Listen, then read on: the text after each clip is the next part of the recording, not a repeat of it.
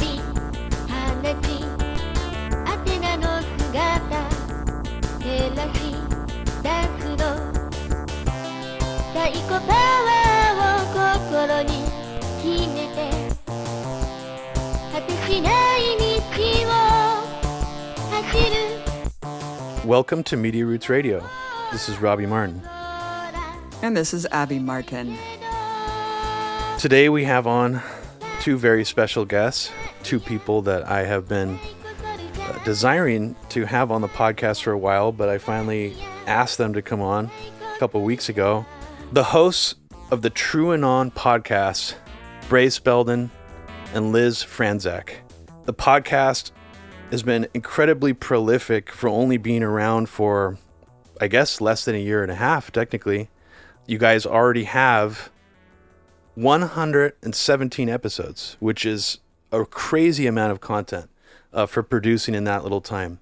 So I'm very excited to have both of the hosts of the TrueAnon podcast on Media Roots. So welcome, guys. Hi, thank you so much. It's good to be here in the bunker. So before we get into the more fun stuff, let me get this stuff out of the way first. I know a little bit about Brace's history in the music scene, but how did you guys initially meet? Is it true what it says on Wikipedia that you guys met through the local punk scene? Yeah, I would say like more just rock and roll than punk, but I mean, or than just punk. But yeah, I met. You saving face because you don't want to say that. Well, listen, I'm trying to save face for you. I feel like you're not. I don't want you to be ghettoized by that. I mean, I was in high school, so it's fine. Yes, but it is true. We did meet. Like we were like teenagers, or I was. We were teenagers, and like. At Gilman, which is an old punk club in Berkeley. I was just going to ask you guys about that. Youth punk club, which I have all ages. banned and unbanned from repeatedly. Did you grow up in the East Bay, Liz? No, I grew up in San Francisco, but my cool. friends and I would take Bart over and we would get like homeless guys to buy us beer. And, you'd sit on the train tracks, then you go like listen to shitty Misfits cover bands and take Bart back. You thought you were real badass. That's when Berkeley actually used to be cool. Used to have like the Berkeley Square, the Gilman. I mean, because I was going to ask you guys, so living in San Francisco, was there like a cool punk or rock scene in San Francisco at that time, or was it more you would come to the East Bay to like go to shows? I feel like I would always be. I mean, there was a lot of punks in San Francisco, but like, I mean, specifically when I was underage. Like, what we had in San Francisco is we had generator shows out on 3rd Street at this place called Warm Cove, which is like where I went to my first shows. And then, but like, there was all these different warehouses in the East Bay. There was this place called Burnt Ramen in Richmond. There was Gilman. There was a place called the Hazmat, and then another place I can't remember. Oh, the Slaughterhouse. And where the first show I went to the Slaughterhouse was horrific because I was like 13 years old and I walk into the back and there is a guy giving oral sex to this lady who's just on a couch and I'm 13. I've never even like occurred to me that you could do that. And I was like, Jesus Christ. Wow. I thought I heard some hardcore stories about burnt ramen. This place is called the Slaughterhouse? It was short-lived as you can imagine. I think Okay. I was surprised that burnt ramen lasted as long as it did. Like I think it finally closed after the ghost ship fire. Well, I'll tell you why that is. Oh, really?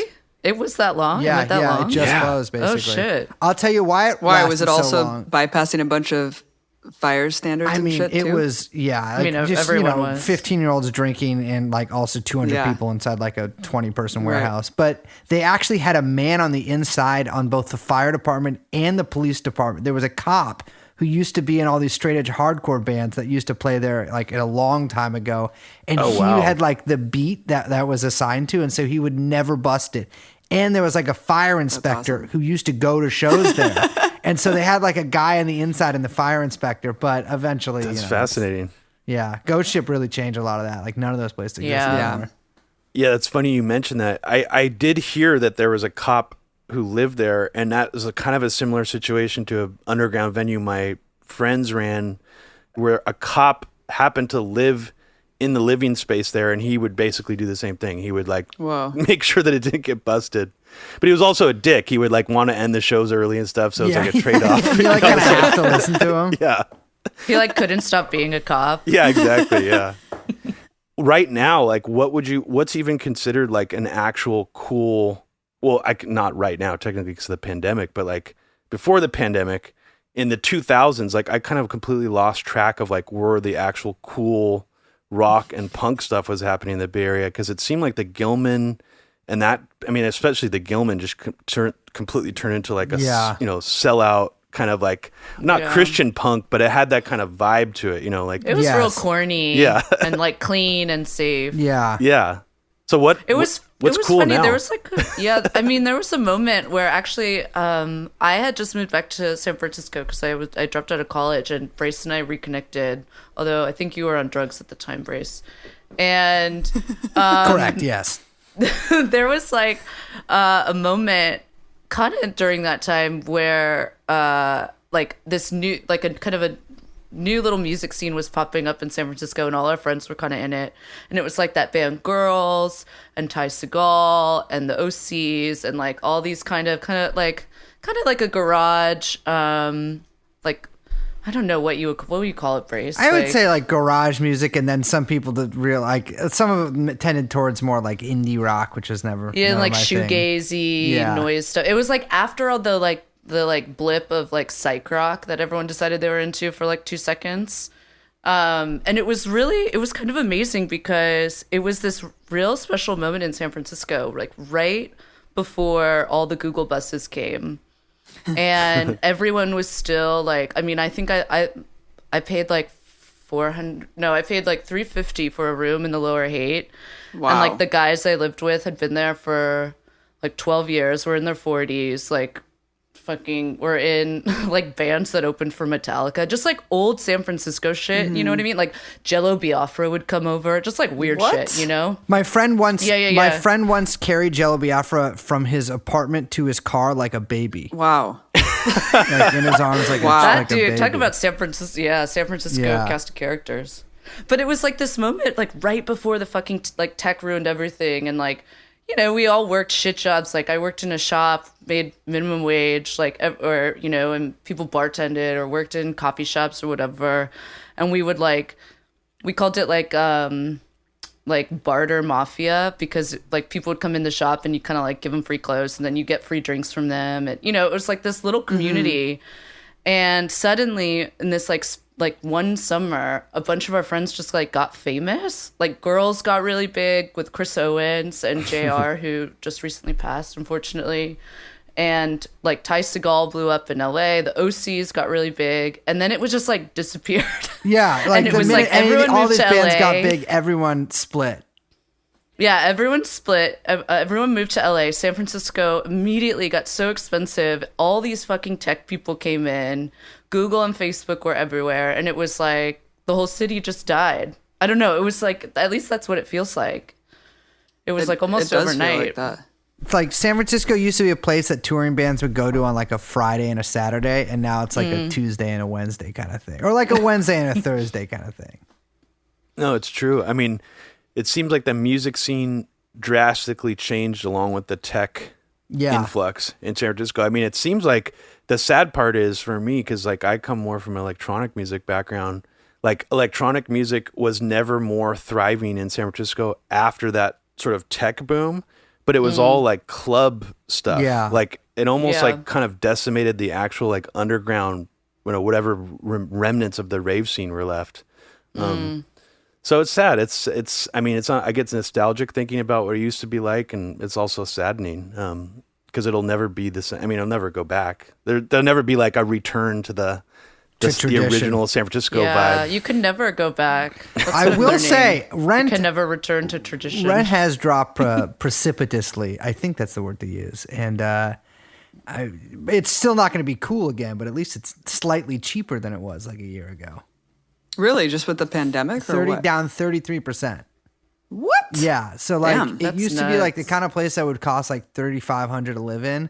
Yeah, I don't think this is 33%, but this is just a specific example. Like a place that would cost like $3,500 is now like $2,000. It's insane. Wow. That's like in New York too. Like people were Wow. telling me they were looking at 2 bedrooms that were like 2,200. I was like, Holy what? shit. Oh shit! In There's New probably York. so many like real I'm estate surprised. scalpers. People Well, yeah. getting in on COVID that was right now. invented by tenants' rights groups, and so like it was, That's what we should do. So I always make the joke that I always thought Jacobin should do total propaganda about fucking what's it called, Brace? spirit cooking. Spirit cooking. Yeah. That like Jacobin should get on the spirit cooking propaganda thing. But we should counter the COVID COVID truthers with COVID was actually invented to lower take on the rents. property bill. Yeah, it was rented by art school. It was invented by developers. art school students so that they could move to like 16th and Mission. It's actually just an internet art experiment. yes, Like a global internet art experiment. Israeli art students are behind. yeah, it. yes, yeah. They actually want to go back to art They took school. some and time stuff. out dancing. I mean, those guys are selling ecstasy, It all right? goes back to Israel. You know, it's- Yeah. I want to try some of that shit. So were you guys already pretty focused on QAnon or like following QAnon when you started the podcast and that's why you called it TrueAnon? Or because I know that the Epstein scandal was like the main inspiration behind it. It started with Epstein for sure. Brace and I got pretty pizza pilled before we started the podcast, where we got really into, we were just like texting back and forth being like, dude, check this out. Like getting really into Pizzagate. And then I think on a lark, we were just like, what about TrueAnon? Maybe you said it, Brace. Mm-hmm. And I think in retrospect, maybe we would have chosen a different one. I don't know. But it's like stuck with people. it's hard. Probably It's, because it sounds like QAnon. when I try to like email like serious guests and stuff, like people who like maybe have heard of QAnon, but like definitely have not heard of our podcast, I always am like, I should mention that like it's not a QAnon podcast. Right. Although sometimes it's I feel like I always have to be like, I'm just kind of, the name's like a joke. Yeah, it's QAnon, but true. I mean, it kind of, it's kind of got a little ring to it. I don't know. Yeah, I was gonna ask you if that's ever if you've ever like actually confused potential audience members or guests just based on the the title and the content. Because on a superficial level, if people never really listened to your podcast and they maybe just saw like the episode title, they might think it's you guys are just like maybe in passing, you guys might be like Pizzagators or something. So like, how do you? I like the TrueAnon like Twitter account gets added to like Q truth counts like or like nice. group chats all the time. So I'm in like 20 of those. And it all appears to just be people. They have those like 3 stars in their name, like they put the gold stars like in their like usernames, and all of it is like they don't talk about like research or like even really QAnon. It's all like follow trains, they call it. So it's like it's all basically like 40 people asking everyone else to follow them back and then bickering when they don't do it. It's insane. What? I've never That's seen any so of them weird. linked to like an article or like anything like that. And I check in on them a lot, but it's like my thing about that is like I'm pretty sure like 50% of like the big right-wing accounts out there are people trying to make an account on like whatever social media with a lot of followers so they can eventually sell it to like a right. company that's like trying to sell shoes or something. No, totally. Probably. You could get like a decent amount of money. But we have Yeah. like Q follow, like we have less now, but we used to have like a lot of people who were like Q followers, and so whenever I'd say something that was like not in like that insane, like they would get like pissed at us, like or they'd ask us like looking at JFK Jr. and stuff, and like I want that to be true, like. Who doesn't? I would love. Right, yeah, exactly. Yeah, I miss him. Too handsome Right. to die. That's what I always said. George. I would love to George. His Great magazine. But less so now. I mean, yeah, I think that we don't give off like the right deranged signals for them. We do give off different deranged signals. Yeah, and as long as you're like keeping it more sarcastic, a lot of them can't really read sarcasm anyway, Yeah. so they probably just think that you're serious. I mean, were you guys surprised at how fucking viral your podcast Yes. got in such a short period of time? That's pretty surreal, right? Yeah. How the I hell think did that that's happen? I still don't understand. Like, how did that happen? No, Brace and I talk about this a lot, just like privately, I think. because it's so weird. I mean, it's probably different for you guys. And Abby, you know, you've had like a TV show and stuff before. You do a lot of video stuff, but like, at least for us, it's just so weird. Like, apparently the podcast is very popular. I see numbers. I believe it. But you record into a computer. You interact with all these people on a computer. And they, like, there's no actual...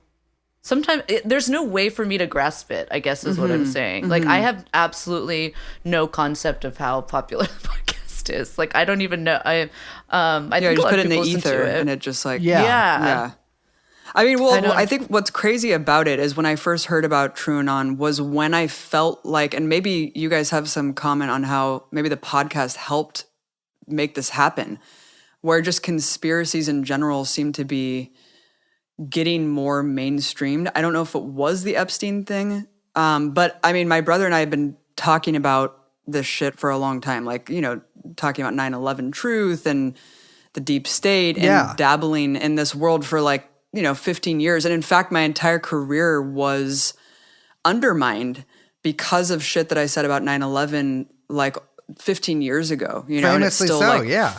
Yeah, right. And so I guess it was really refreshing to see you guys out there totally unapologetically talking about this stuff, but it almost coincided with what I felt like just more mainstream normalization of these issues. Was that just a total coincidence? Do you think your podcast helped make that happen? And also, like, what pilled you guys initially on conspiracies? I think it's kind of just like in the air, sort of. Like, I think that like us getting sort of like popular really quickly was sort of because of that. Like, and I think that kind of happened because of like, I think the Epstein stuff, the way I think of it, it's kind of like a JFK moment where like, I think everybody, like if you talk to them, like one-on-one, people would be like, yeah, like obviously there's probably a deep state and like, like all these things happen. Like, something's going on with, it's always what people say, like there's something going on with 9/11 or whatever, like, JFK, all this stuff. And I think in a way that like, that reminds me a lot of the JFK stuff. I think it was almost like pulling back the curtain for people for a sec where they're like, especially when he died, I think that like flipped a lot of people's shit. Like, oh my God, like it's real.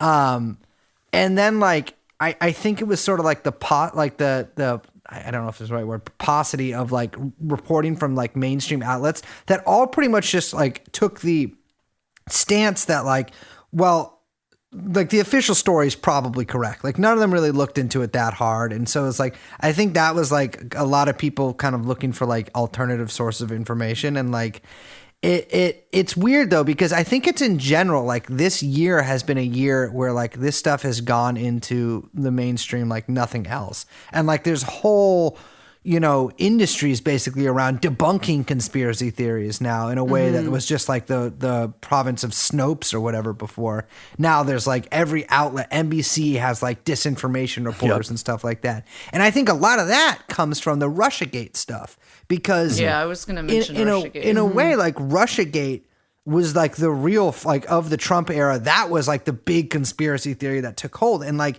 people, it really is like one-to-one liberal QAnon. Like people flip their shit. One of, I think we'll probably talk about this later, but like one of Biden's like, people on his transition time was on the committee to investigate Russia, which was like a big David Front project that like ended the day that the Mueller report came out. And like, of course, not a lot of fanfare. No one really missing that they went. But I mean, that since that hysteria died down, it's like almost this other hysteria not hysteria, but like this other like this essence is in the air where like kind of everyone's feeling it. But like these past 4 years, I think like, and like obviously there's always been kind of conspiracy theories, one or two that have been mainstream, but it's just crazy now how they're like all mainstreamed all at once and like made partisan. Yeah. In a weird way, some of them. That's fucking crazy. I think the Russiagate thing, I mean, watching that all unfold was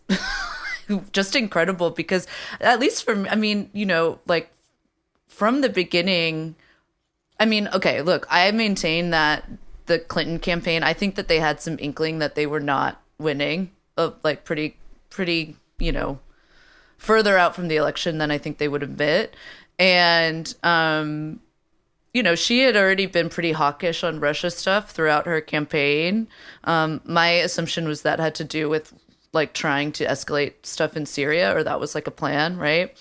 But I feel like they had that narrative like ready to go. And I could not believe how quickly it just like wildfire. Suddenly it was like, whatever it was, 70% of the Democrats didn't think that, like thought that Putin installed Trump or something insane. I mean, just like totally like irrational, totally insane ideas. And it's funny because I was thinking about it with this like Trump stuff, and I saw some statistic that was like, it was, I don't know. It doesn't seem like the Trump election narrative is catching the same, like at the same percentage or proportion as Russiagate did. And for me, at least, what it tells you is like, when you have the entire media apparatus like aligned and selling the same message, which is what Russiagate was, like literally, except for I guess Fox News and like alternative media, from the New York Times to MSNBC and everyone in between selling this shit, like it fucking gets in people's heads. Like it is incredible how powerful the like media machine is. And I just like, I don't know, I know that's not really what we were talking about, but when I think about Russiagate, it's just like, I can't believe how that like took over people's brains. Yeah. And it's like, even to this day, that people will not acknowledge what happened over the last 4 years with that shit, like drives me crazy. I even see it now with like journalists being like, oh, we all kind of knew it wasn't a big deal.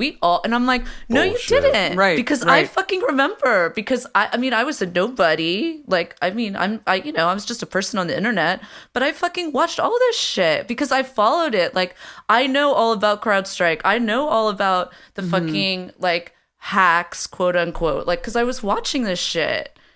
And well, it's crazy because the Russia shit was being built up for so long, and then when Pizzagate or when the Podesta leaks dropped, it became just this total defense mechanism to deflect anything that was in the leaks, and then it just got siphoned into this bizarre overarching narrative about Putin, and it was just like, what the fuck? And then it just took. I mean, it really did break people's brains. Like, I even meet people who don't, if you're not like following politics closely and shit, like I meet people all the time who are just like, oh, well, like Putin, that's like why we have Trump. And I'm like, what does that mean though? Yeah. Also, like my favorite fun fact about that whole thing was that like, when they said they found those like 12 or whatever it was Russian nationals who they said were the hackers. Right. And Mueller, I never know how to say his name. He was like, we're indicting them. But it's like, well, actually you can't do that because there's no extradition treaty. Funny how that works out. And then Putin fucking, no Americans know this because you'd have to read RT. To know this, but Putin was like, "Oh, we'll send them to you. It's not a problem," and the U.S. was like, "Actually, we're okay. Don't worry about it." That's amazing. That's a I mean, great the whole head thing fake. is just such a farce. Yeah, and total like, head fake. It really like wormed in people's brains in a way, and I think it is. I mean, just to get back to your original like point, I think that people really like. It's not just Trump. Like, I think. Probably we all agree that like Trump is a symptom of a lot of things in the country and like happened because of a lot of different forces and build up maybe over, the past 20, 30 years. And I think when you kind of, at least for me, it's like you grow up and you watch like absolutely no accountability for selling the war in Iraq, absolutely no accountability for anyone who is responsible for the financial crisis, for anyone for people that lost their homes, their jobs, like their fucking savings, like everything. And you watch this like over and over and over again for decades. Like it's something inside you, even if you can't like access it, it's like it can't deal with it. And so when these convenient stories come along, whether it's Russiagate or for middle-class liberals who don't understand why Americans would elect someone who they find so personally disgusting, or, people who are lonely and confused and don't understand why, you know, things are the way they are. They latch onto certain narratives. And I think that it's like at the forefront of our culture for a lot of those reasons. Like, I think a lot of people blame it just on the internet, but I don't think it's as simple as that. Like, there's something like deeply psychological happening, I think, among the American people. Absolutely. Yeah, I think that's really true. I mean, especially when you look, so Russiagate was one very sort of formative cultural myth that took hold of people. And started to get especially creeped out by it once, like, people I would just talk to about politics casually, you know, like while getting my hair cut or like talking to a doctor would bring up Russiagate, like as if it was completely real. And that's when I really realized it had gotten to a critical mass, like really toxic level that you can't really groom people out of that at that point. It's really ingrained. And that brings me back to this idea of 9/11. It is such a strong and pervasive cultural myth, not just the event itself, but what it produced, which is this sort of perpetual war state of the war on terror, normalizing, you know, perpetual war, drone wars, all the types of covert wars. It's mostly background noise now, even for leftists, frankly. I feel like that sort of anti-war on terror spirit, people sort of got exhausted over time. You don't really see much pushback on that. But like before you guys got, and I don't really know your evolution on this, so maybe you can tell me a little bit about it. Like, first, do you guys remember the amount of taboo and even like shame that was leveled on anybody, you know, espousing things that could be characterized as 9/11 truth in sort of the left activist scene back in the day? And how did you guys come to the place that you are now with just 9/11 specifically? And did you in the past have that sort of knee-jerk reaction that, you know, a lot of leftists still have against the subject? Or, and I or wanted were you to add always really open to quickly. it? I wanted to add really quickly. I mean, it's crazy because back in the day, this was like an intellectual movement that was being espoused by many academics. You know, even people like Van Jones were on board with the new investigation. So it's crazy how much more mainstream it was at the beginning and how much it's just become a point of ridicule since. It's that whole history has been erased. Well, so for me at least, I was 11 when 9/11 happened, and when we invaded Iraq, I was like 12, I think 13, and I remember I went to a lot of the protests, like all my friends were going. I didn't really get what was going on, and like, you know, I just thought it was cool, and like my friends were like anarchists and all this stuff. So, you know, we went to all these things, people got arrested, all that stuff. And at the time I was like, yeah, the WMD thing is fake. But like, I didn't really think that much about 9/11. I was just like, I don't really get what happened. Like, it seems like, I don't know who Al-Qaeda is. It seems pretty bad. I don't know what the fuck Afghanistan is. And as I got older, it's like, I knew a lot of people who were really into 9/11 stuff. I mean, I'm sure you guys remember that when that documentary Loose Change came out, and like, of course, everyone I know kind of became like an expert on it overnight. Right. But as like time sort of wore on, like you're talking like the same sort of thing where people got kind of fatigued talking about the war on terror.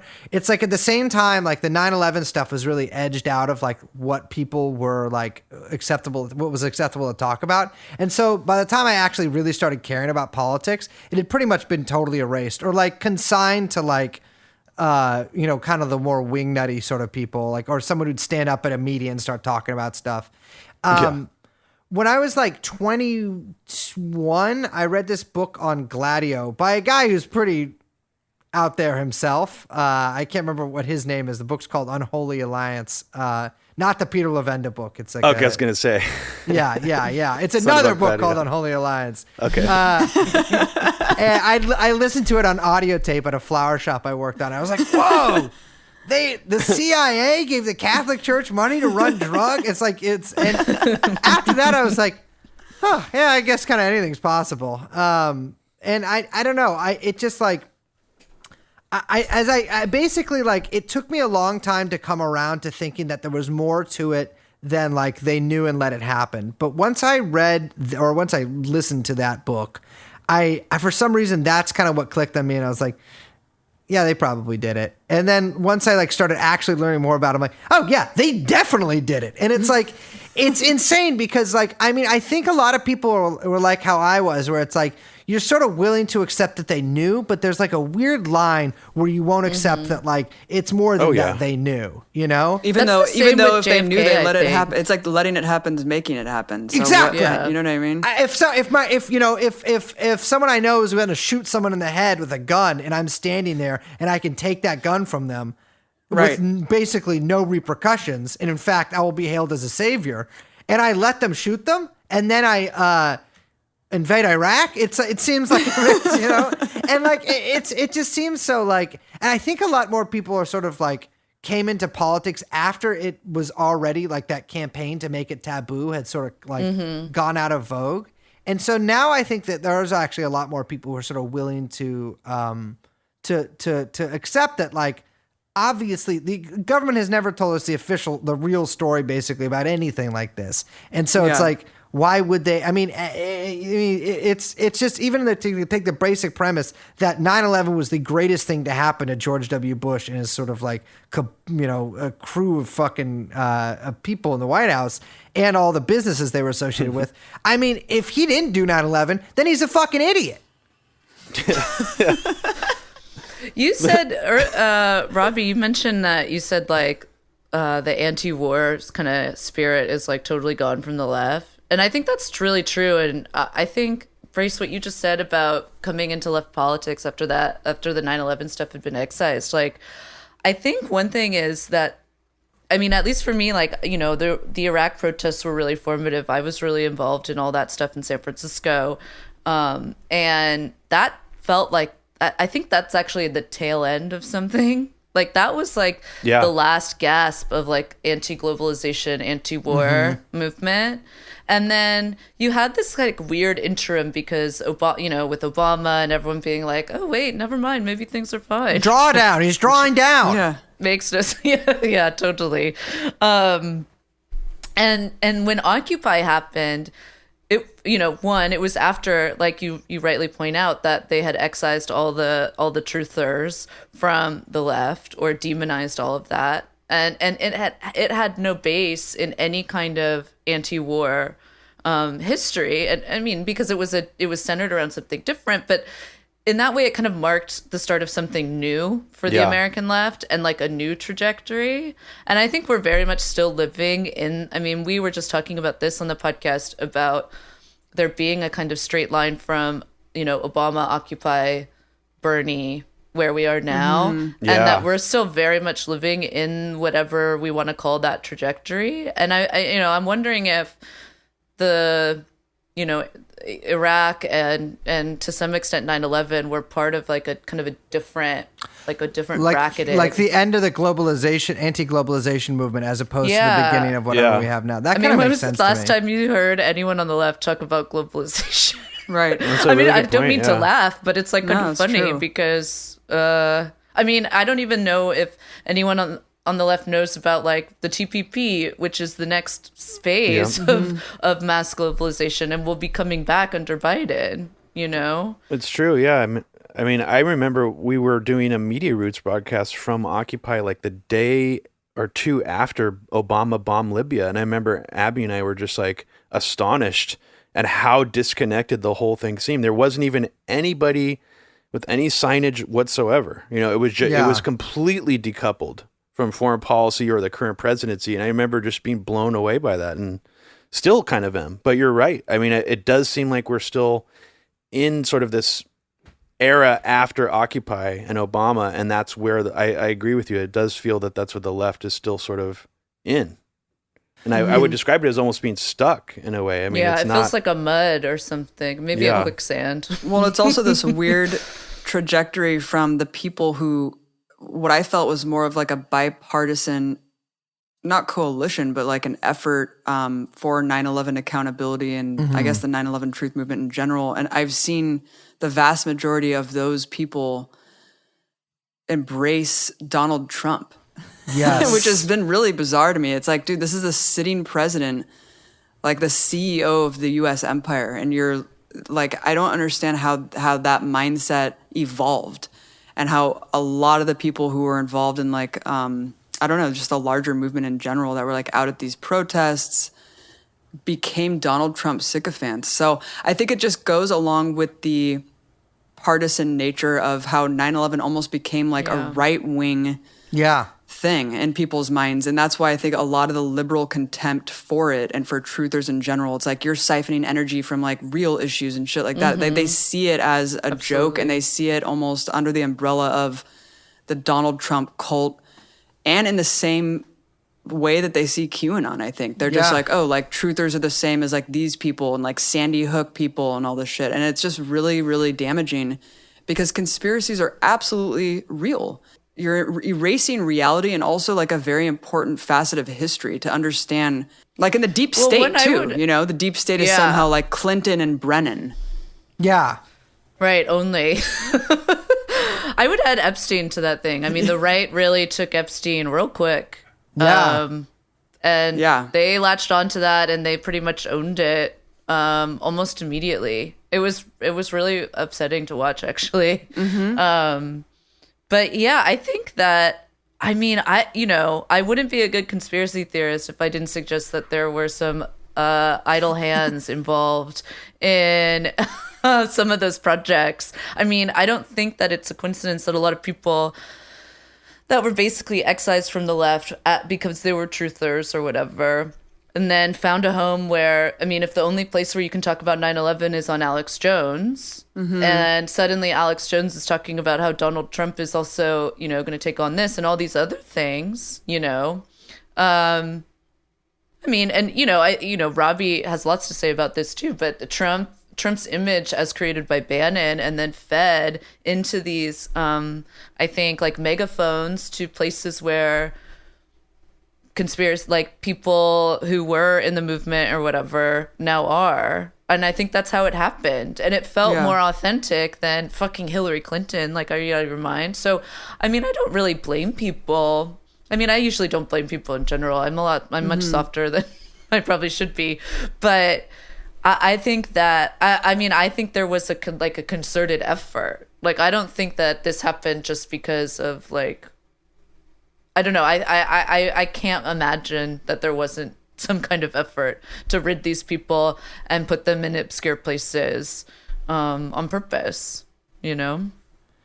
Yeah, that strikes me as correct as well. Like, that it's the way that has all kind of been folded into the Trump coalition too, and like neutralized in that way. Like, those people, like, that was like excised from the left, but it's also sort of been just like diffused into the right, where it's like the right has this general like anti-deep state, whatever attitude, but it's not really like, it's a false analysis in the fact that, like you're saying, like, yeah, it's only like Clinton and Brennan are in the deep state, and like Trump is actually fighting the deep state. Right. And like, you know, it's the whole thing. It's like you see it with when people talk about how Trump is anti-war. These people are talking about how Trump ended the Patriot Act or something like this.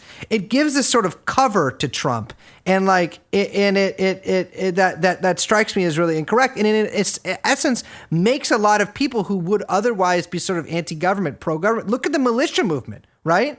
Like, I mean, granted, the militia movement was basically like, you know that old thing about how like the Communist Party USA was like, you know, 50% feds at the end of it. But it's like the militia movement, of course, also heavily infiltrated since like the 80s. But like all of those anti-government militias are now pro-government. Like when essentially, like, it's crazy to me. It's like they're now like now these militias aren't like fighting against the state. It's they're fighting against only a certain part of the state. And that's sort of what we've seen on the right too, is like, in a way, like, it strengthened parts of the state, because now these people who would otherwise be like, holy shit, yeah, like DHS is flying planes over these cities and like, you know, they're taking all this biometric data. They like they've almost absorb the war on terror narrative, where they're like, actually, it's good that they do that. Like, it's good that they, you know, hold citizens incommunicado and like don't actually charge them with anything. And it's really wild to see, because like, here's the thing. I don't want some fucking stupid militiaman to be, you know, set up by the feds and sent to prison for the rest of his life because some informant got him to make some dumb plan he never would have acted on. I don't want that to happen to them, you know? And like, I don't want that to happen to anybody. I hate the federal government. And like, it's and it's like you're saying, like Abby, you said earlier, like it's the CEO of the empire. That's the thing that's so crazy to me. It's because it's like the U.S. government doesn't like change its nature depending on who's in charge. Right. It's the fucking U.S. government. It's like it's like there's not like going to be a good CEO of ExxonMobil. I think the thing that's like so like such a bummer is that you said a lot of people that would be kind of like sympathetic or maybe like, wouldn't, sympathetic or interested in what the left had to say about these issues. Like after JFK and Vietnam, Watergate, all of these things, Iran-Contra, the left was able to really tie what people would call like conspiracy theories or the deep state or understanding the kind of, let's say parapolitical apparatus that governs the world and particularly in the United States. Like they were able to tie that to, I think quite effective, or not effectively, but easily to a critique of capital and like create and like, there's a left narrative there of how the state operates for imperial gain across the world and ever increasing capital accumulation. And now that is completely gone from anyone who talks about conspiracy, like what we would quote unquote call conspiracy theories. And it's, even when we talk about like deep state or 9/11 or, even the stuff that like QAnon covers, that again, like the thing that sucks about QAnon is like there's kernels of truth in all those things, like there is a deep state. And like, Obama did get the FISA courts to spy on Trump. Like that is true, and like rather than kind of saying, yeah, these things are true. And this is why our, it shows and lends to our critique of the state and the way that the world is governed. It's just like completely left to the right to basically turn it into either like a libertarian, just anti-government. So there should, don't tread on me kind of, individualist, like basically extreme liberal narrative, or just like into this like perverse, like weird patriotism where there is a good version of the state somewhere deep down. And, sometimes you root for the NSA and sometimes you root for the FBI or, whatever it is.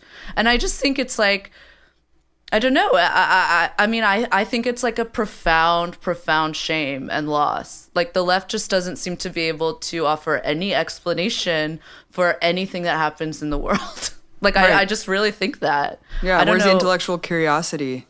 Yeah. Yeah. You make a really good point though about decoupling it from just capitalism in general and how that could potentially be, obviously is driving a great deal of these conspiracies. And one I like to sort of go back to in my mind is a very old one, which is the Smedley Butler War as a Racket, which is very much rooted in the idea that war, or a lot of the war, was revolving around protecting corporations and capital.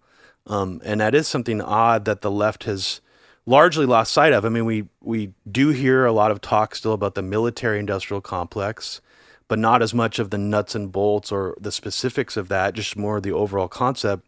But I feel like, unless you're really tracking the think tanks and the defense companies in that regard, it's kind of more just like a fun, cathartic thing to talk about rather than something super useful. And it needs to go deeper than that too. Like it needs to, like, for example, even just the COVID talk right now. We're getting a lot of conspiracies about Bill Gates and Fauci, but not as much talk that goes deeper into the deep political level about like the pharmaceutical companies and how they're pulling strings and shifting around the narratives right now, because one would have to assume that they're going to be the ones who are going to be largely probably the most powerful players plugged into the fallout from the situation in a lot of ways. So that's where I would like the left to be more focused on. And even like, let's just briefly talk about voter fraud, because I was just discussing with Abby last night, like the documentary Hacking Democracy that was on HBO in 2006. Bev Harris, who made that documentary, was sort of, she was very much a friend of the left. She would appear in all these more fringe left media outlets and things like that. And now we just hear, Michael Flynn's lawyer going on Fox News and mentioning Dominion all the time, which does seem like an interesting aspect of this to research, but at the same time, I'm watching her talking about it, thinking like, serious people are going to see this and think it's a joke. Yeah. Now that doesn't make any excuse for people's lack of curiosity, but if I zoom out from all this, I put my tinfoil hat on, it does seem like some of it is intentional to the level of actually discrediting a lot of potentially real, avenues of investigation that people should be looking into. And that's another interesting angle of it. Let's even just take Pizzagate. Like, the actual kernels of truth in Pizzagate are really compelling, but the overall narrative that the right sort of weaved about it makes it seem silly and, completely cartoonish. So I guess that's what's really interesting to me, is how do you actually like go beneath that layer and actually pull some of these things out and show them seriously and, try to show real connections. And that's something I think, you guys do very well on your podcasts. It's something we try to do, but it just doesn't seem like there's very many people who are doing that in an authentic way, because the other side of this is clickbait. It's very, there is a conspiracy industry, and Alex Jones, partly largely responsible for creating it. A lot of people follow in that lead.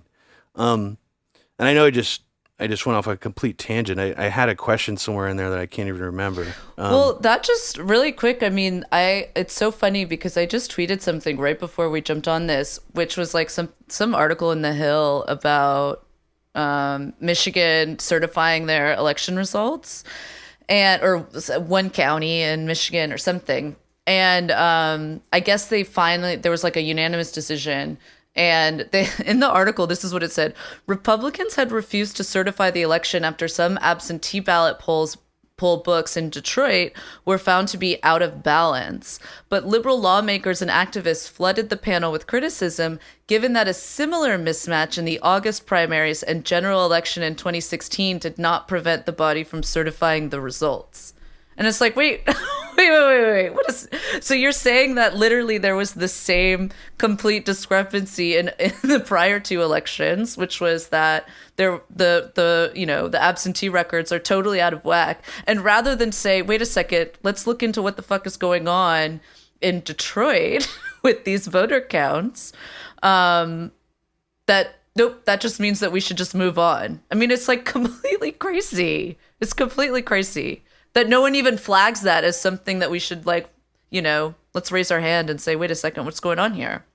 Yeah, what you just mentioned, I think it adds a significant amount of more fuel to the sort of right-wing conspiracy narratives about this. And I don't say conspiracy narratives meaning that they're completely impossible. Obviously, voter fraud, voting machine hacking is possible. But like by the media dismissing it to the degree that they are and being like, there's zero evidence or any fraud of any kind, like across, blanketly, it just adds more fuel to the other side to be like, no, there is this.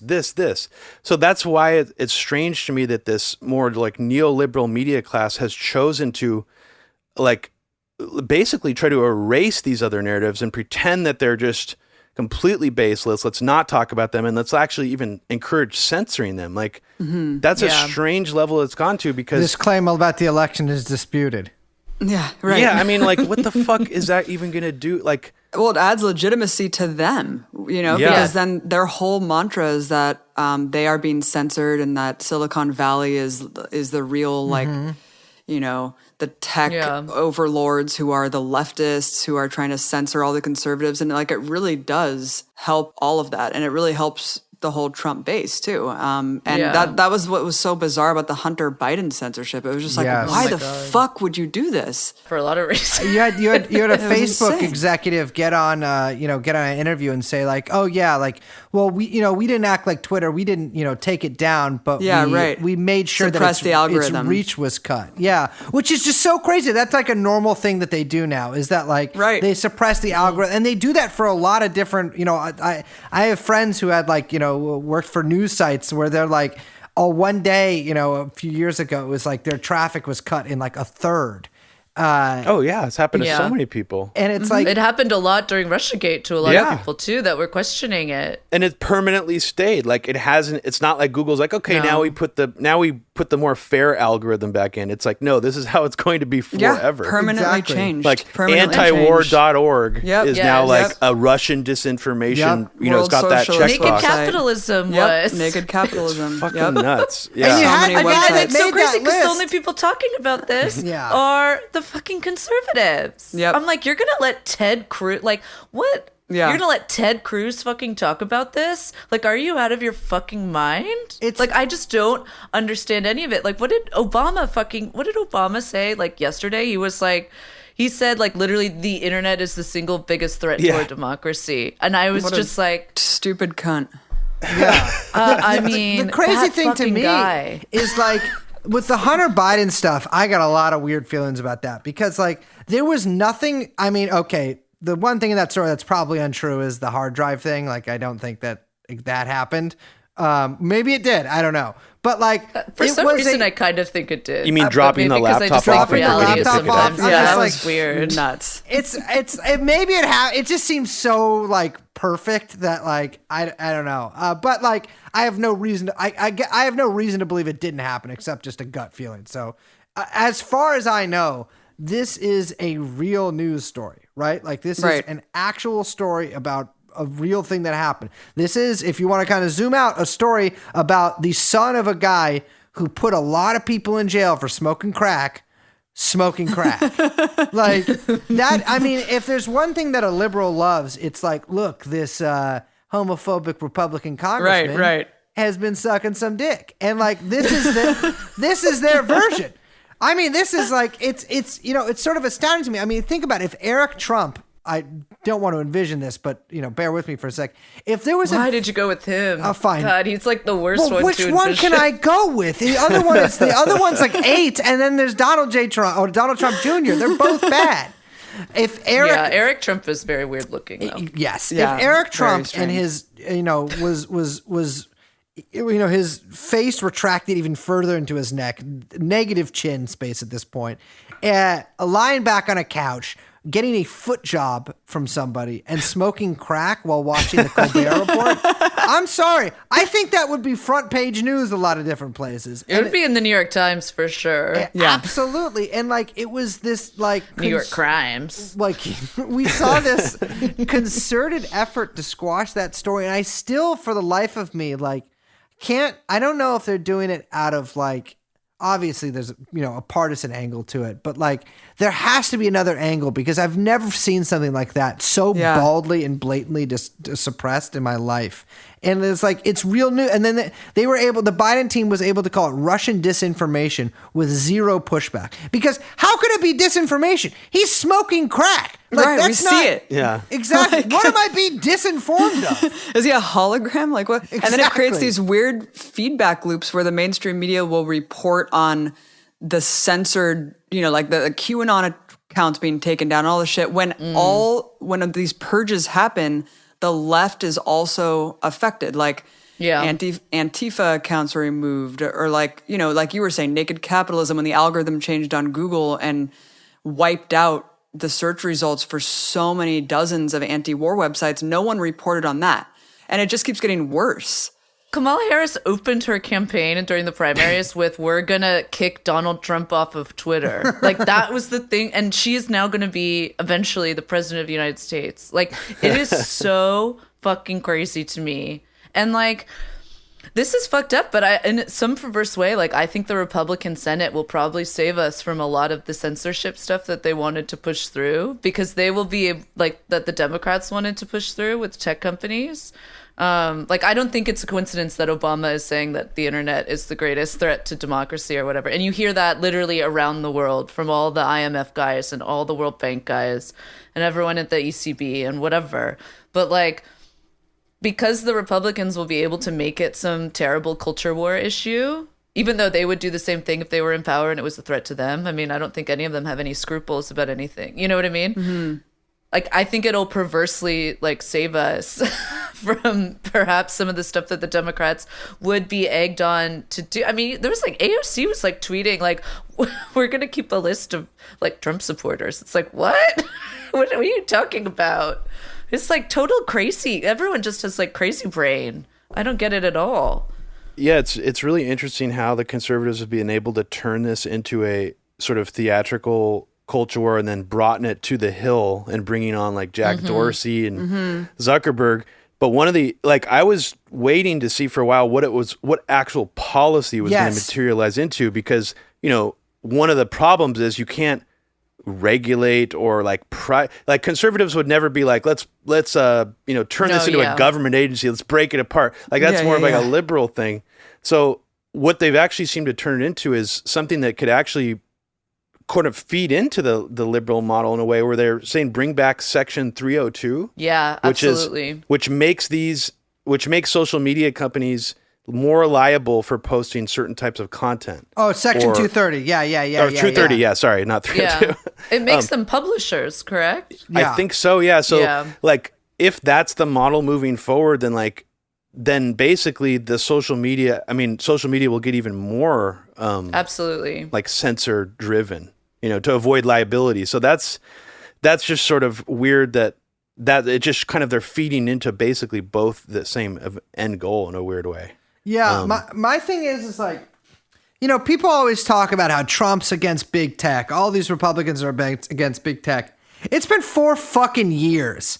Arrest Jack Dorsey or something. Like there's been nothing. It's like the whole. It's like the whole. Wanted. Yeah. But it's like their whole thing about like, Trump's against this and Trump's against that. Yeah, and like, right. They never do shit. Like it's insane to me. Like they have these endless fucking hearings on the Hill. Like maybe they'll, pass some law, this or the other, but like they never will actually do anything to like, for instance, like go up against Google's algorithm or something like that. Like it's sort of astounding to me. It's like, it does seem like theatrics, I guess. Like there's no real interest in actually like doing anything because, I mean, probably for a variety of reasons, these companies are incredibly powerful. I mean, they don't even try to tax them, for Christ's sake. You'd think you'd start with that. Like, well, all the politicians are just bought and paid for by all of them. Yeah. I mean, we've got like President, DuPont. We've got Vice President Silicon Valley. We've got, we've got Speaker of the House, also Silicon Valley.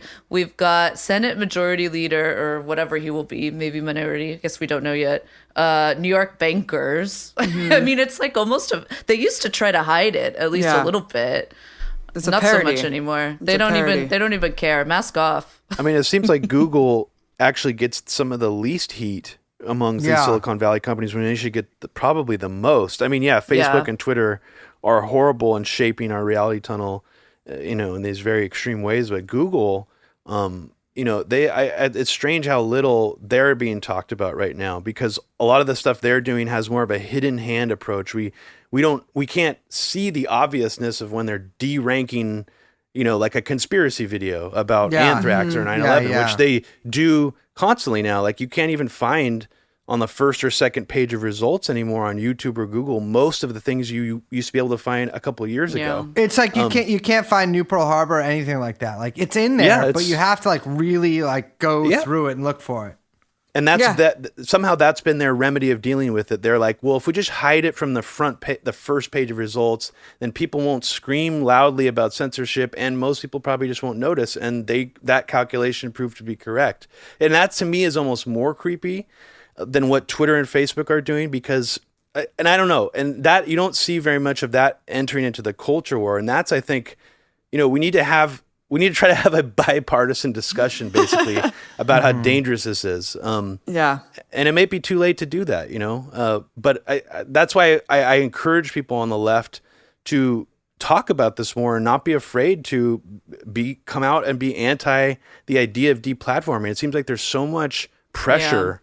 It's almost like a mob mentality where you're supposed to cheer on every time an Alex Jones or a Milo Yiannopoulos gets taken off Twitter. But it's like, how could so many people just not see how dangerous this absolutely is? Because they're small-minded. I don't know. I just think that they don't have any, like, I don't know. It's all action onto one thing, then the next thing, then the next thing, the next thing. There's absolutely no thought given to any of it.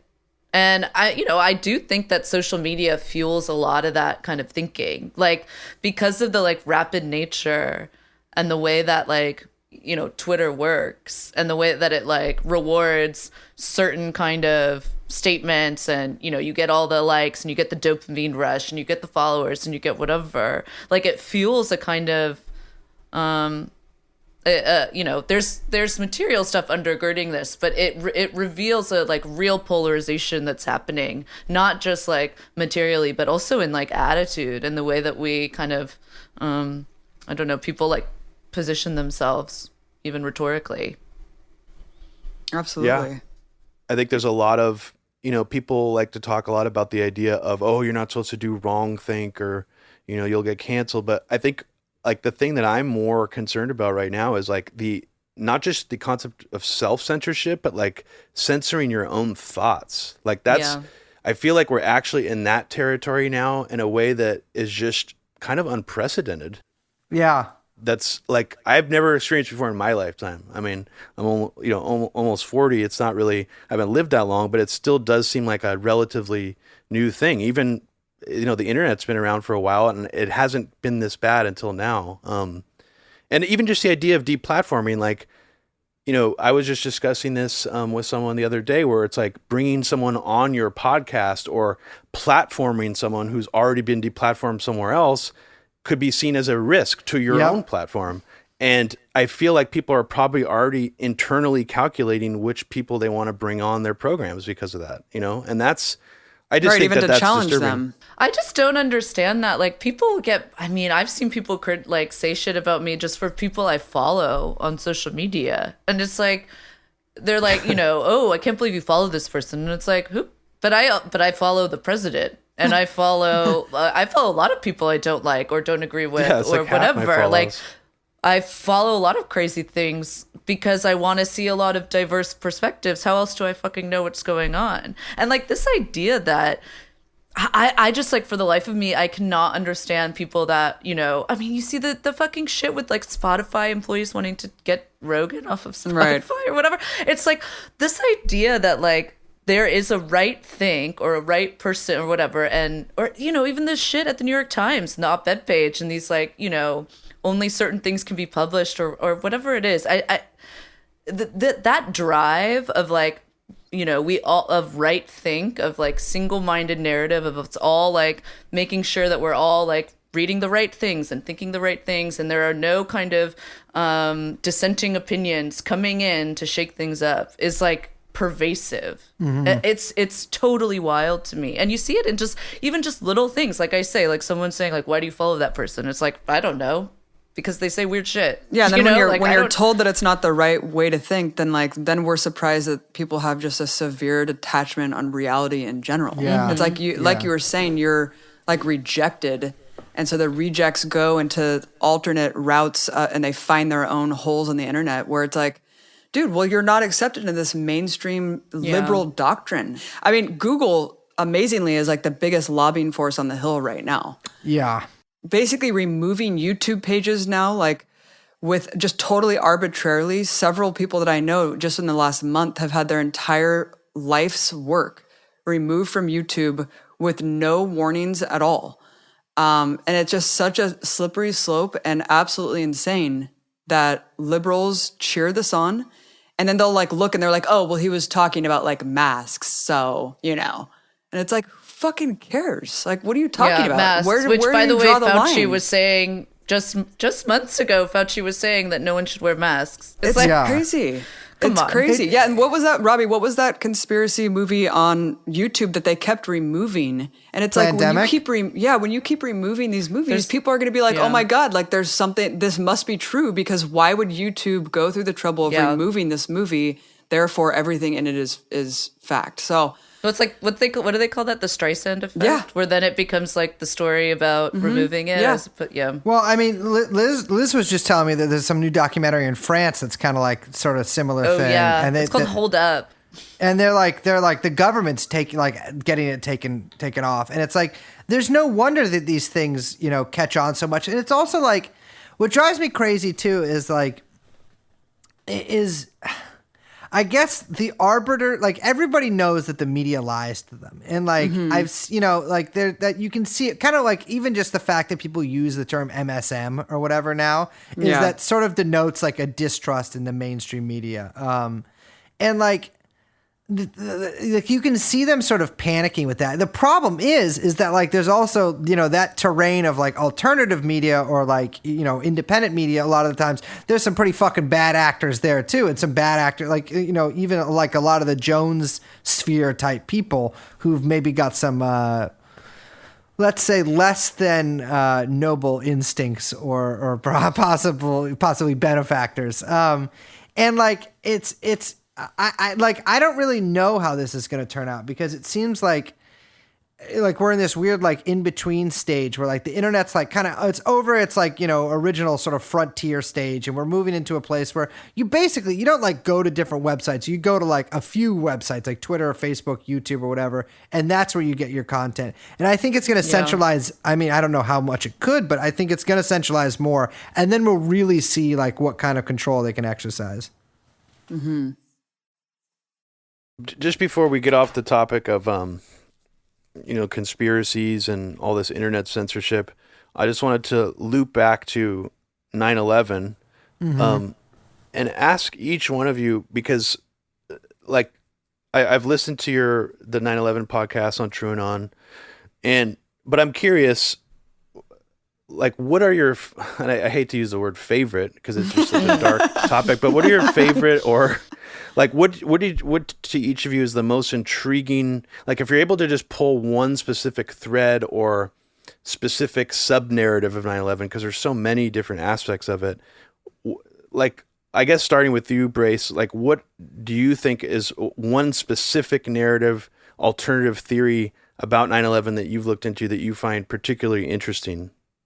Well, I mean, I think to me, like the most sort of interesting is the most basic one, which is the fact that like the Bush family and, extended universe there had significant dealings with the Bin Laden family and with the sort of milieu that the Bin Laden family came from. And it's like all this stuff with the BCCI and with the like the fact that it extends from the war against the Soviets in Afghanistan, and even kind of before that, like what we were doing in Afghanistan, up until then, and like the Americans finally finally entering Afghanistan, like that narrative to me, I don't know, it sort of rhymes in this very specific way. How like it all started with us getting this other country out, decades and decades ago. And it ends with, even here, Afghanistan's still in the news. We got this fake withdrawal they're talking about. And like, I think for some reason that really attractive. It's not a specific theory, I guess. It's sort of just like, the kind of the mainstream view of what happened, or somewhat not mainstream view of what happened. You know what I mean? But I don't know, like that stuff all like really intrigues me. I think that like a lot of the financial kind of dealings behind it are really opaque, obviously, just kind of by their nature. And like, that's the key to a lot of different things. I mean, you see that with like Nazi money after World War II. And like, you see that with, like all the sort of black funds that the CIA uses, with heroin money and stuff like that. And like, I think the thing that like I really just wish I could know is just like look into the books of all these different places and see where the money was kind of being transferred around. Liz? I get really into the like continuity of government stuff, and like the stuff that Cheney and Rumsfeld and Herbert Walker were kind of like dreaming up for so long. Like, so I get really into, okay, I want to know what were those meetings and what was happening. Like for those couple minutes that Cheney was not accounted for in the White House, I want to know what was happening in that conversation. And like immediately after, like the interim period where then the Patriot Act appears, like I want to know that's where I get really into that stuff, because I think that people that know this stuff and, we're paying a lot of attention, probably a bit older than like our listeners of our podcast, like during the Bush years, but the like profound changes that the federal government that happened to the federal government, but in those interim years, like that stuff happened in the moments right after 9/11. You know what I mean? And like that stuff is like, I just get really hung up on that. And then, you know, it's hard not to bring it all back to stuff and the people dealing with Iran-Contra and like what was going on all there. You know what I mean? Like, I don't know. So I get, that's the stuff that I get really into. And that's not even like real, that's not getting into the, like the, I guess it's like not really a pun, but kind of a pun to say nuts and bolts of 9/11 proper of the like actual events. But that's the stuff that I like kind of like geek out on and that like really interests me because I do find all the kind of like bureaucratic legal stuff really fascinating. Because I do think there is this misunderstanding that like officials will just like do whatever. They'll just like, a lot of people will say that they're like, oh, he can just do whatever he wants. It's like, no. Like the US has like a massive bureaucracy. And those people are, I mean, they're bureaucrats. That's why we call them bureaucrats. They just like, they follow the rules. And in order for them to do something, they need to see that they can do it. And that needs legal precedent, right? They need those legal documents. And that's why the Patriot Act is so long that literally no one can read it, including all the lawmakers that voted for it. And so I'm interested in all of that, like kind of legal theory and like kind of new state theory that emerges out of that moment. And I think it's really key for understanding like what the hell just happened over the past 4, if not 8 years. I mean, even if you look at like the expansion of DHS, which is just like basically a shadow intelligence agency at this point, or a shadow DOD and intelligence agency, but it's only domestic. Right, and how it was created after 9/11. Yeah, like people don't even realize that these agencies were literally created within like the last 20 years. One of the most interesting things to me is like obviously at the point where the first plane hit the first tower, they knew, let's just give them the benefit of the doubt that they knew about the attacks but had no role in them. So once the plane hit the tower, like they knew it wasn't an errant plane, right? They knew at that point it was like a full-blown, the attack that they'd been warned about for months, yet they still did not evacuate the second tower. So it's like, I know, you know, like that in itself is just like, wait a minute, like why did they want to maximize the death of all these people in the tower? Like how do you parse that? But yeah, you were talking about like Afghanistan, and it's so crazy when you look back at the policy, not just the funding of the Mujahideen and the shadow wars going on there, but like Clinton literally, the deal with the Taliban didn't work out with the pipeline, and he was looking for a reason to invade Afghanistan. And so you see this continuity of policy. Yeah. With the Bush administration, they get the gift of 9/11. They're all of a sudden invading Afghanistan with no evidence whatsoever about bin Laden's involvement or anything. And it's just so bizarre when you look at how all of that was just seamless from Bill Clinton. But I wanted to also just wrap up the conspiracy segment by asking you guys, I've heard people... Can I mention? Yeah, sure. Can I mention my thing?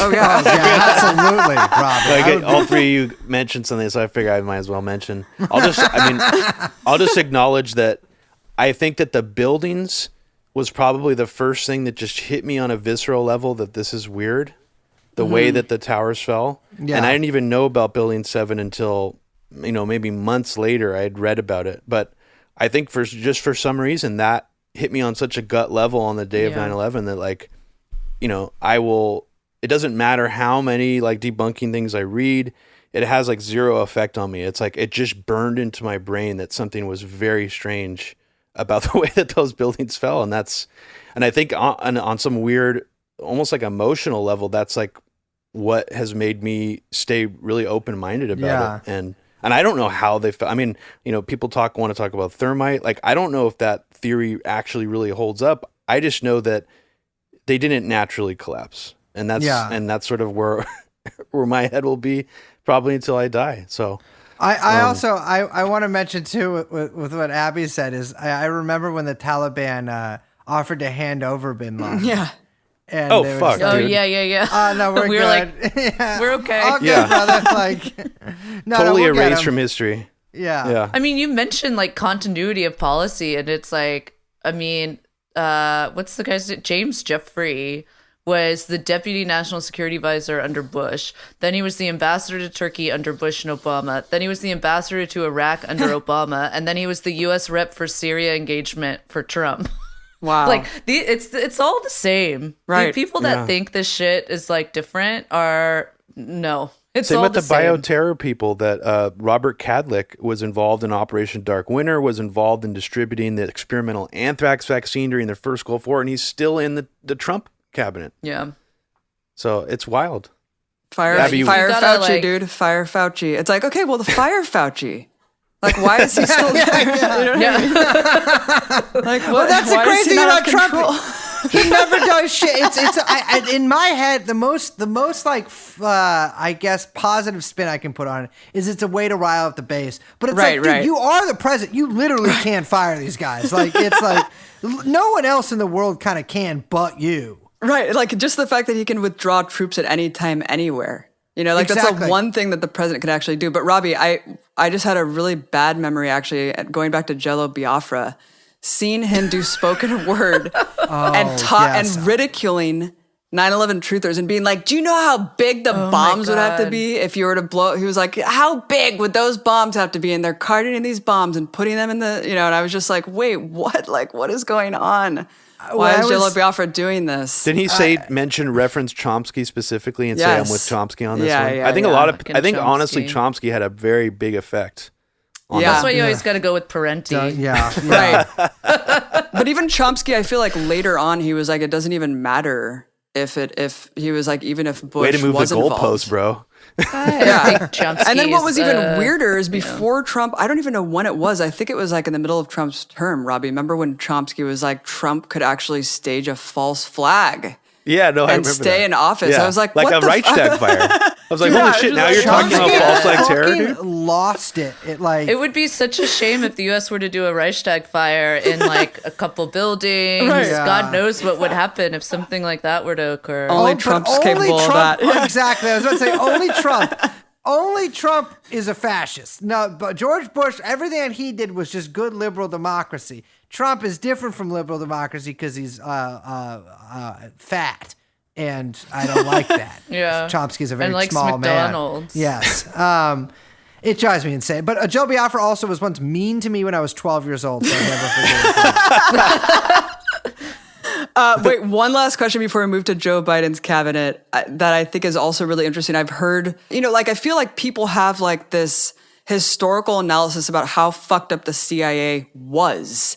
Like the CIA engaged in all these political assassinations, all of these coups around the world that we can all acknowledge looking back on it, right? I don't know how people analyzed it at the time. I don't know how long it took for people to really like, you know, have that formative knowledge that the CIA was like usurping the democratic processes of all of these countries and like shaping the world with anti-communism and all that stuff. But it seems like now people understand that, but they also don't seem to understand that the CIA is still functioning. It's perhaps changed and shifted into its tactics. You know, now we have the NGOization of opposition groups in Latin American countries and stuff like that to try to make it seem like there's more of like a people's uprising and color revolutions and stuff like that. But it just seems like people don't attribute political assassinations and also just the more overt things that the CIA was doing, including COINTELPRO now, when now it seems like with the internet, it would be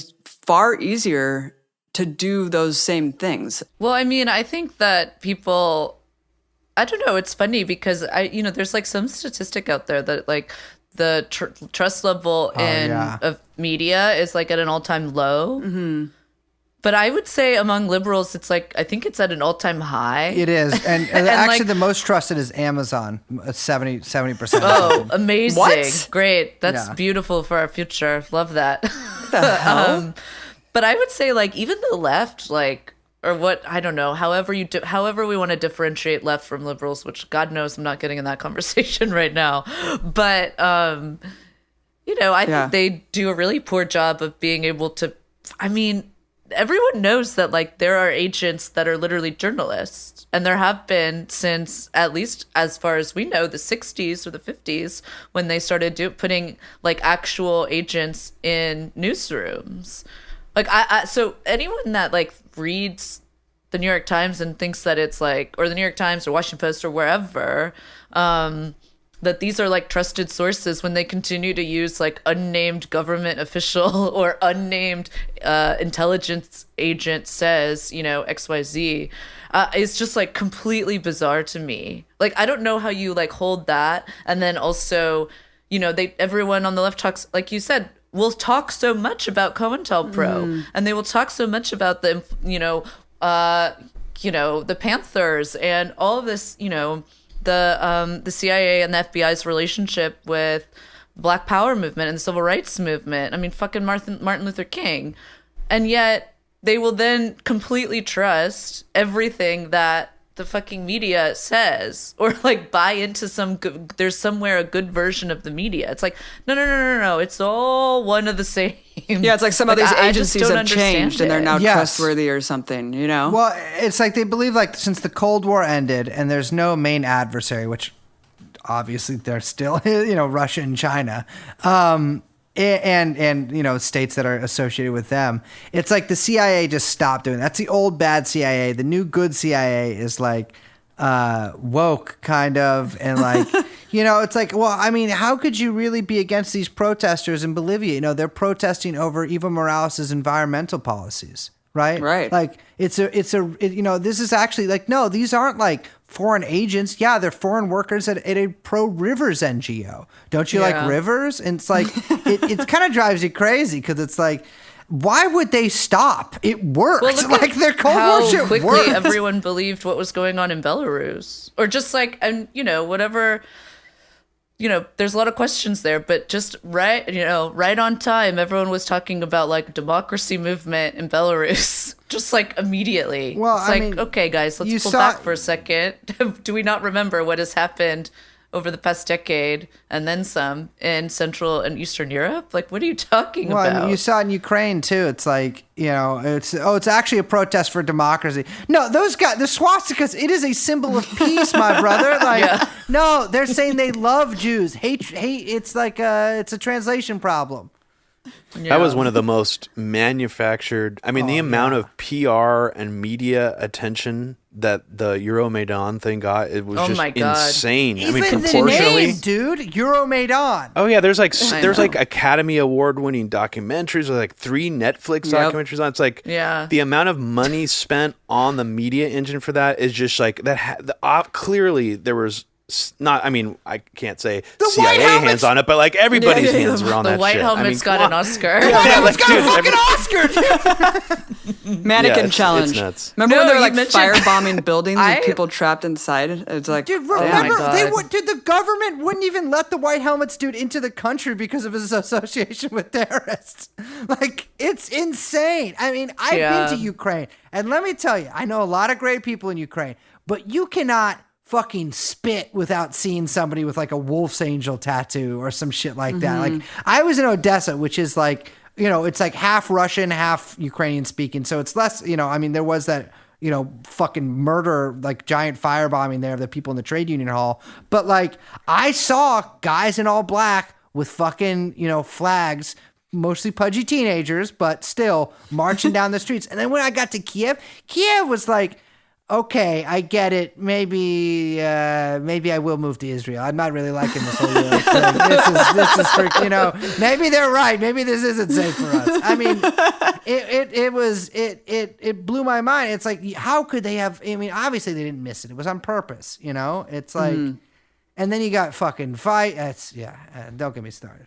Yeah, I mean, even to this day, like we were talking about prop or not. I think Brace, you like briefly mentioned it, but like somehow Louise Mensch like found some tweet that I made about like Euromaidan or something, and was like, "Oh, she's one of these." I was like, first of all, I don't even know you.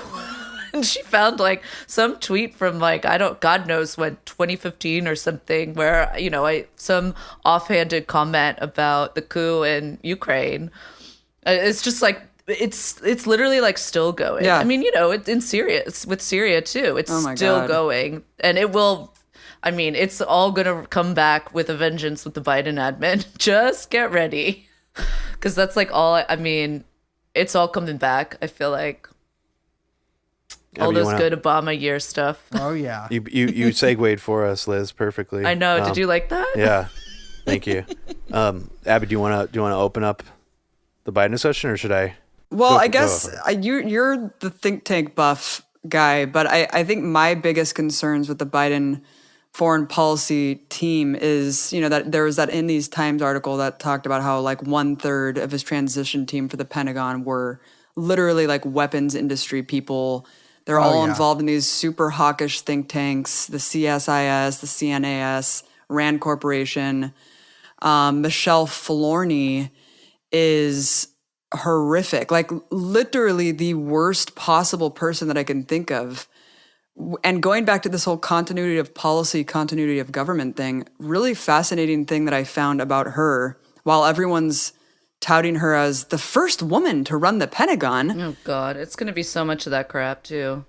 What do these people actually stand for? And what's really crazy about Flourney, back in 1997, when she was the Assistant Secretary of Defense for Strategy under Clinton, she authored this review called the Quadrennial Defense Review, which basically was like the ideological foundation of the endless war on terror. And this is like 4 years before 9/11. She penned this doctrine that said we should unilaterally be able to act to go after any enemy around the world at any time.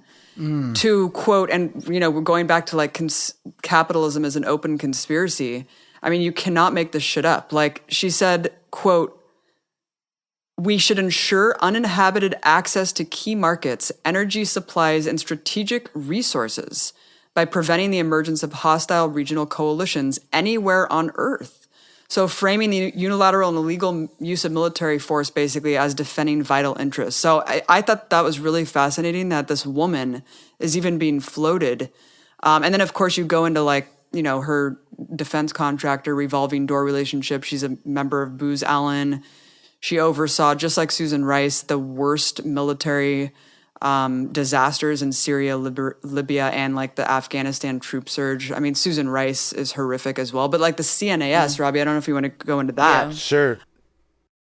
The CNAS is a really interesting think tank to me because so we had Project for the New American Century, obviously, which was classic. Yeah, the classic. It's the think tank everybody knows. New Season Pearl Harbor. 1. Yeah, right. And that's why I made my documentary series tracking them. And the one think tank that I didn't really cover that much in my documentary series was like the newest. You can almost see it as the newest iteration of PNAC, where they closed down PNAC. It became Foreign Policy Initiative. Foreign Policy Initiative closed right after the Obama era was over, and at the tail end of the Obama administration, we also had in parallel the Kagan family, different people from PNAC and the Foreign Policy Initiative going over to this new think tank that was co-founded by Michelle Flournoy called CNAS. And CNAS seemed to be like basically designed for an incoming Hillary Clinton administration. Mm-hmm. This is sort of the new iteration of the sort of global dominant strategy of the posture the U.S. government is going to take for an incoming Hillary administration. So in a lot of ways, you could see this whole think tank apparatus as something that was, I don't even really know how much it thought it could influence the Trump administration, but now it actually will just sort of be perfectly positioned to become the foreign policy engine for Biden administration because, it's kind of like a different flavor of a Hillary administration would be.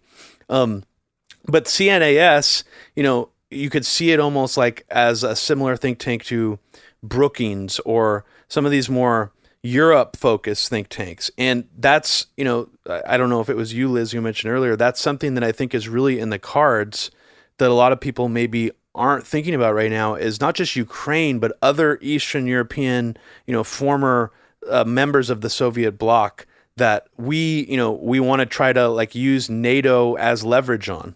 Like there's still talk about, bringing Ukraine into NATO and things like that. And this is something that these people from the CNAS have been extremely plugged into since the Clinton administration. The CEO of CNAS over a year ago was Victoria Nuland, who was our NATO ambassador and, basically became the villain of the Ukraine thing. So Well, she did say something that I do agree with. Famously, she did say, fuck the EU. Yeah.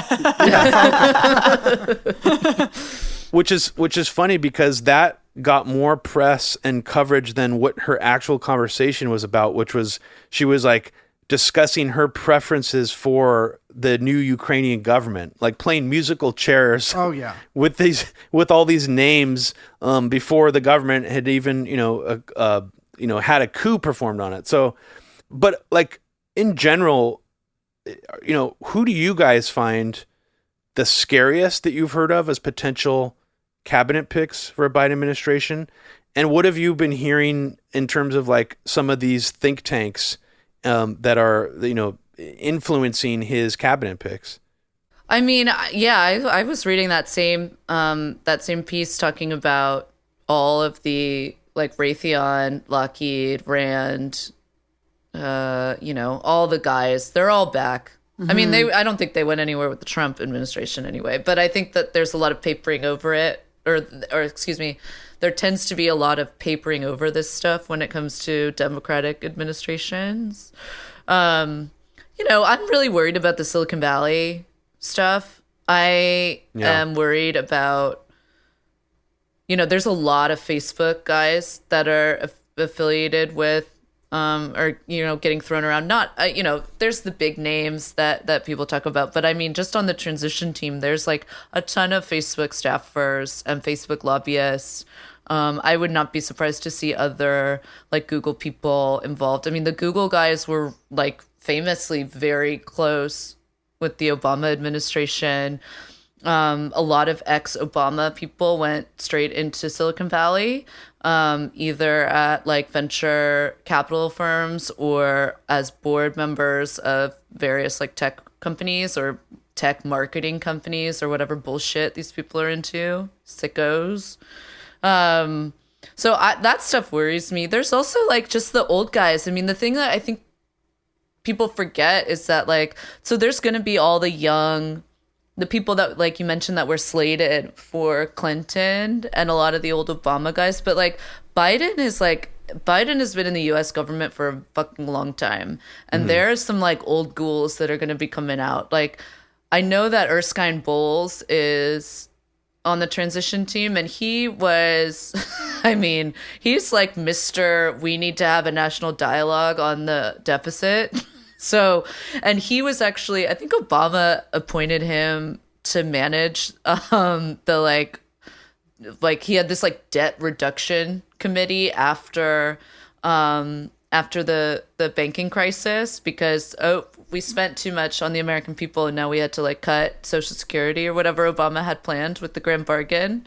So like all of that shit is coming back, the austerity guys and all of the kind of liberal-esque Pete Peterson types. Like I would really worry about that. I think people are going to push back on that, but I can see them passing a like very small-ish stimulus for real people.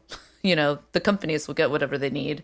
And then suddenly we need to take a good hard look at Social Security and Medicare, which, I mean, I don't know why we wouldn't when Joe Biden has dedicated his career to cutting like what remains of any kind of welfare state in this country. Like between that and like whatever banking shit that, whatever he can give, whatever good deals he can give to his banker friends. Like that is his career. Like it's really hard for me to like express my anger at the fucking discourse that's happening now on like, is Biden gonna give like student debt relief? Yeah. Whatever? Why is that happening? Because it's like, well, it's like, I can't believe that we're talking about like Joe Biden, the man who made it so that student loans are non-dischargeable in bankruptcy. So it's the only type of fucking debt that you cannot discharge in bankruptcy. So you will have this forever, no matter what. Like Joe Biden did that. And now he's the fucking president and we're talking about him giving some student loan. I mean, it is the most like beautiful version of like whatever that viral thing is like, what if we monetize the rot? Yeah. Like, or the causes or the results are bad, but the causes are good. Like, it makes me feel like a schizophrenic that no one is saying that this is so obscene and insane what we're talking about. Like, how the hell did this fucking happen? You know? Opium. Yeah. Yeah. Just a lot of that. I think for me, it's like, okay, we got the Kagan Newland, we got the fucking what's his name, Mike Morrell, I guess, has been floated for CIA slot, and famously, he's still like, I know I'm pretty sure it's him. He's like, no, Iraq did help Al Qaeda do 9/11. So like, obviously we're dealing with like a real on the level character, but the real people that freak me out are actually Kamala Harris's relatives. Her brother-in-law, Tony West, who's the head of legal at Uber, and her and Tony West and Kamala's sister's daughter, Mina Harris, who is head of strategy at Uber. And it's like, I think that is like a good sign. I don't know. Prop 22 really freaked me out. And so it's like, I know this isn't a foreign policy thing, but like domestically, that like closeness to Uber there really fucking freaks me out. Susan Rice, of course, coming in. I mean, it is, Christ, they'll probably bring the death penalty for BDS after she gets in its state. But like, it's all of them. It's just the same. It's just like you said, it's the same fucking freaks and creeps that they were planning on doing for Hillary. Just like letting them fester for 4 more years, and a lot of them in the Russia milieu. And now they're kind of coming out of the woodwork like the worms they are.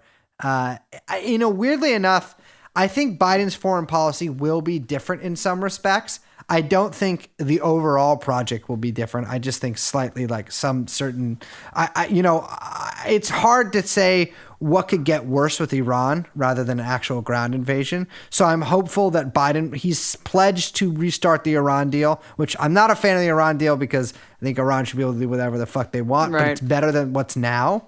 And it's certainly like, better than killing Soleimani and then, putting troops on alert and putting troops in Saudi Arabia. But Brace, Trump didn't start any new war. Shouldn't we? That drives me fucking insane. Because I'm like, all right.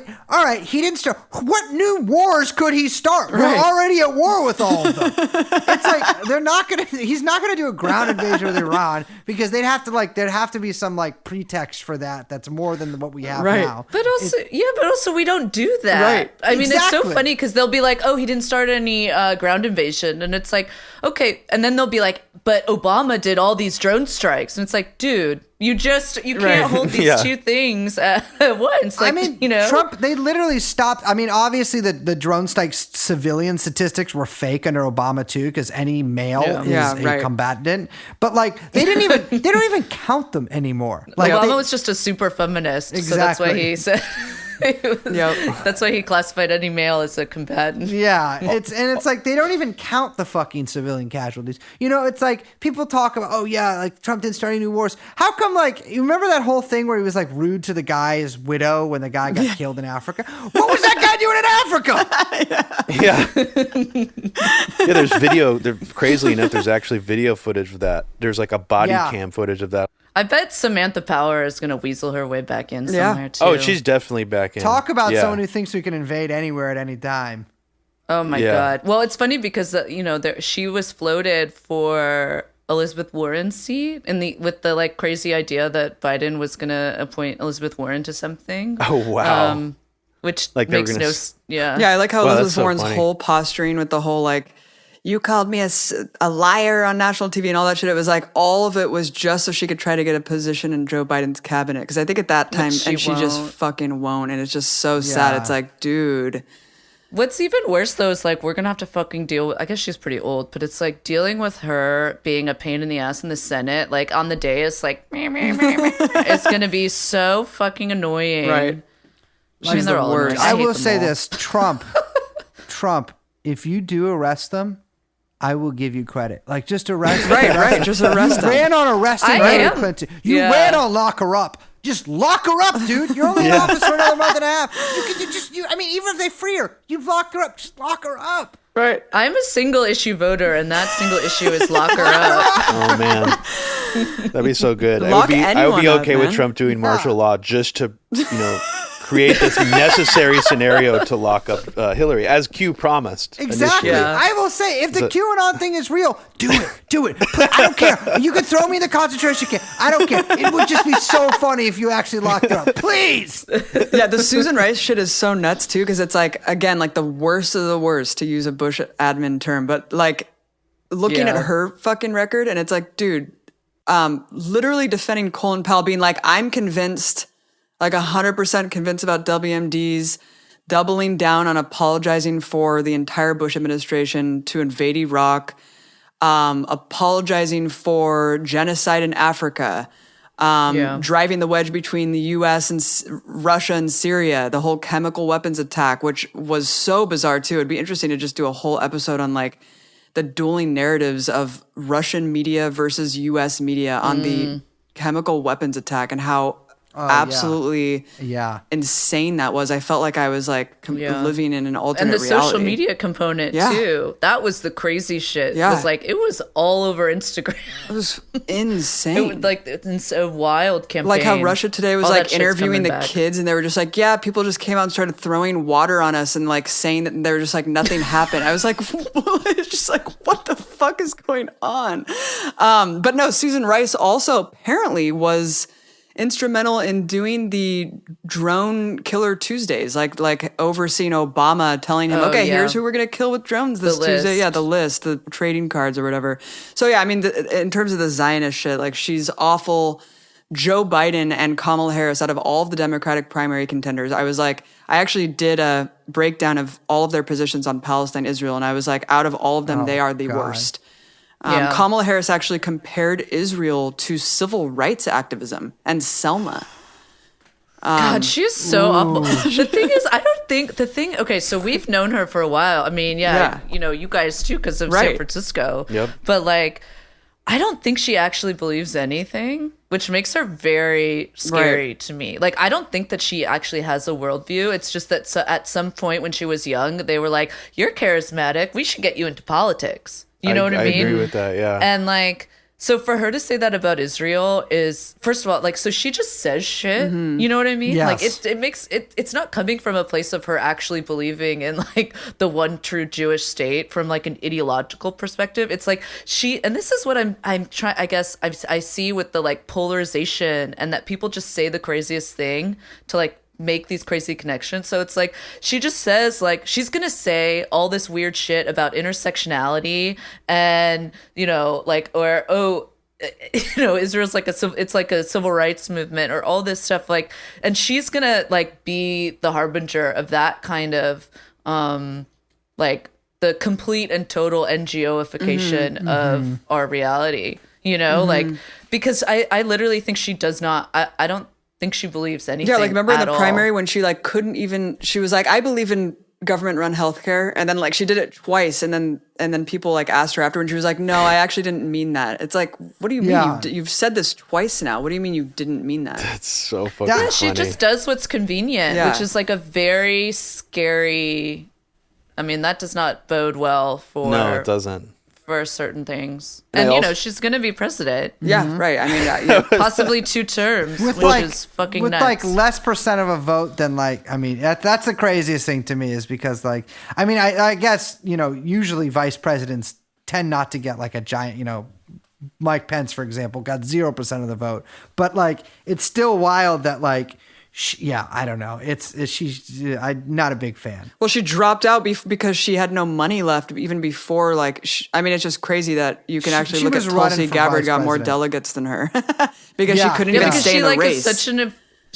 They like ran the campaign into the ground because it was such a like terribly run campaign. Not to be crude, but anybody connected to the fucking mobster Willie Brown, and especially anyone who fucked Willie Brown, it like that shit. Just being in San Francisco is like red fucking alert, man. That like, I'm surprised the conservatives didn't, like the Trump team didn't pull any of that shit out. It all goes back to 9/11. Willie Brown was warned not to fly on 9/11. Did you guys know about that? It's true. Yeah. I forgot about that. But God. the one thing that Liz, I don't know if you mentioned this, Liz, but about Kamala Harris, it's been 4 years since we've seen what a Democratic administration will do to weaponize identity politics for not just foreign policy, but other policy, like using like wokeness as a means for foreign policy or just other terrible things. So I could see Kamala playing that role. Yeah. Like that would be the image management aspect of the Biden administration, is have her sort of amp up the wokeness from the Obama era in like a pretty disturbing way. Like I'm actually kind of fascinated to see how that's going to play out. Because we've seen the corporate version of it, but we haven't yet seen an official Democratic administration version of it in this era, because it's so much more sensitive and heightened than it was, during the Obama era. Right. I mean, I saw that. I've seen it on Instagram, like completely with the election. Like, I could not believe, I mean, so many posts, like, I have a lot of normie friends, whatever, but like, just like, I'm crying, I can't believe it, I love her so much, posting like childhood photos of her where she looks like kind of edgy, like it's like a fucking like cool New York R&B I've seen that art kid album or some shit, and then like, oh my God, it's so incredible, I'm crying, I can't believe this is happening, oh my God, blah, blah, blah, blah, blah. It's like, and it's already like first woman, baddie, first African-American woman, all that kind of crap. And it's just going to go on hyperdrive because it's all they have. Well, it's all they have. We're going to see it, to paper over everything. I think we're going to see it a lot with like Prop 22 stuff too, like, or just that sort of like type of labor politics. We're going to see a lot. And like, to be honest, I think they can buy off a lot of the AFL-CIO. Like that should not be a problem for them. And I don't think that'll be a problem. Yeah. The only way With that would be a foreign problem policy is if too. like Trump goes like just comes out as like like insanely anti-woke. Yeah. That would be really funny. We're already seeing campaigns on social media seed the Prop 22 like campaigns across different states with like fake avatars and shit, like being like, I'm an Uber driver in Georgia. Like, I really want to maintain my independence. freedom. It's like, and it's like a stock image of like a black guy. My name is Benna Alabed. I am a driver for. Please help And us. it's funny because some of these are right to work states too. It's like, But yeah, no, the Kamala Harris thing, I think it was so funny. Well, Obama like downplayed his blackness a lot, and like the whole pick for Joe Biden was to kind of satiate and have like mainstream or even like just moderate conservatives accept his presidency and be like, okay, I'm not like this radical black guy. Like, I'm picking the most moderate fucking conservative person that you can imagine to be my VP. So it is going to be really interesting to see how Kamala puts that into overdrive in the era that we're living in. I remember when she said like, that little girl is me during the debate, like that instant that she dropped that shit, the Instagram t-shirt like popped up on my feed. It was like, it's just so manufactured and fake. I know. And people fucking love it. They just eat it up, dude. They eat it up. And it's gonna, I mean, we just did a first part of an episode on the Great Reset, which is funny. We just recorded it yesterday, which turns out was the same day that Tucker Carlson did an episode about it. Whoops. But we probably covered a lot of different things than he did. I haven't watched his segment. But, I mean, the shit that you see coming out of Davos, and you talk about these NGOs and the way they use this type of language is, I mean, they sound exactly like liberal left in America, and they use the exact same language, and you see it throughout Europe. It's really weird how it's being exported everywhere. When it is not like organic to any of those countries or has any kind of explanatory purpose for kind of different either racial or ethnic relations in various European countries. I mean, it has absolutely nothing to do with or any explanatory value there, and it is just I think American soft power is still underrated. Yeah, like it's shocking to me how powerful American culture is, but it's also very much astroturfed, I think. Absolutely. And it's like a big part of what the NGOs do is these kind of PR managed campaigns. And I think we're going to see a lot of that come home, like even way more than we've seen before, like actually in actual domestic campaigns.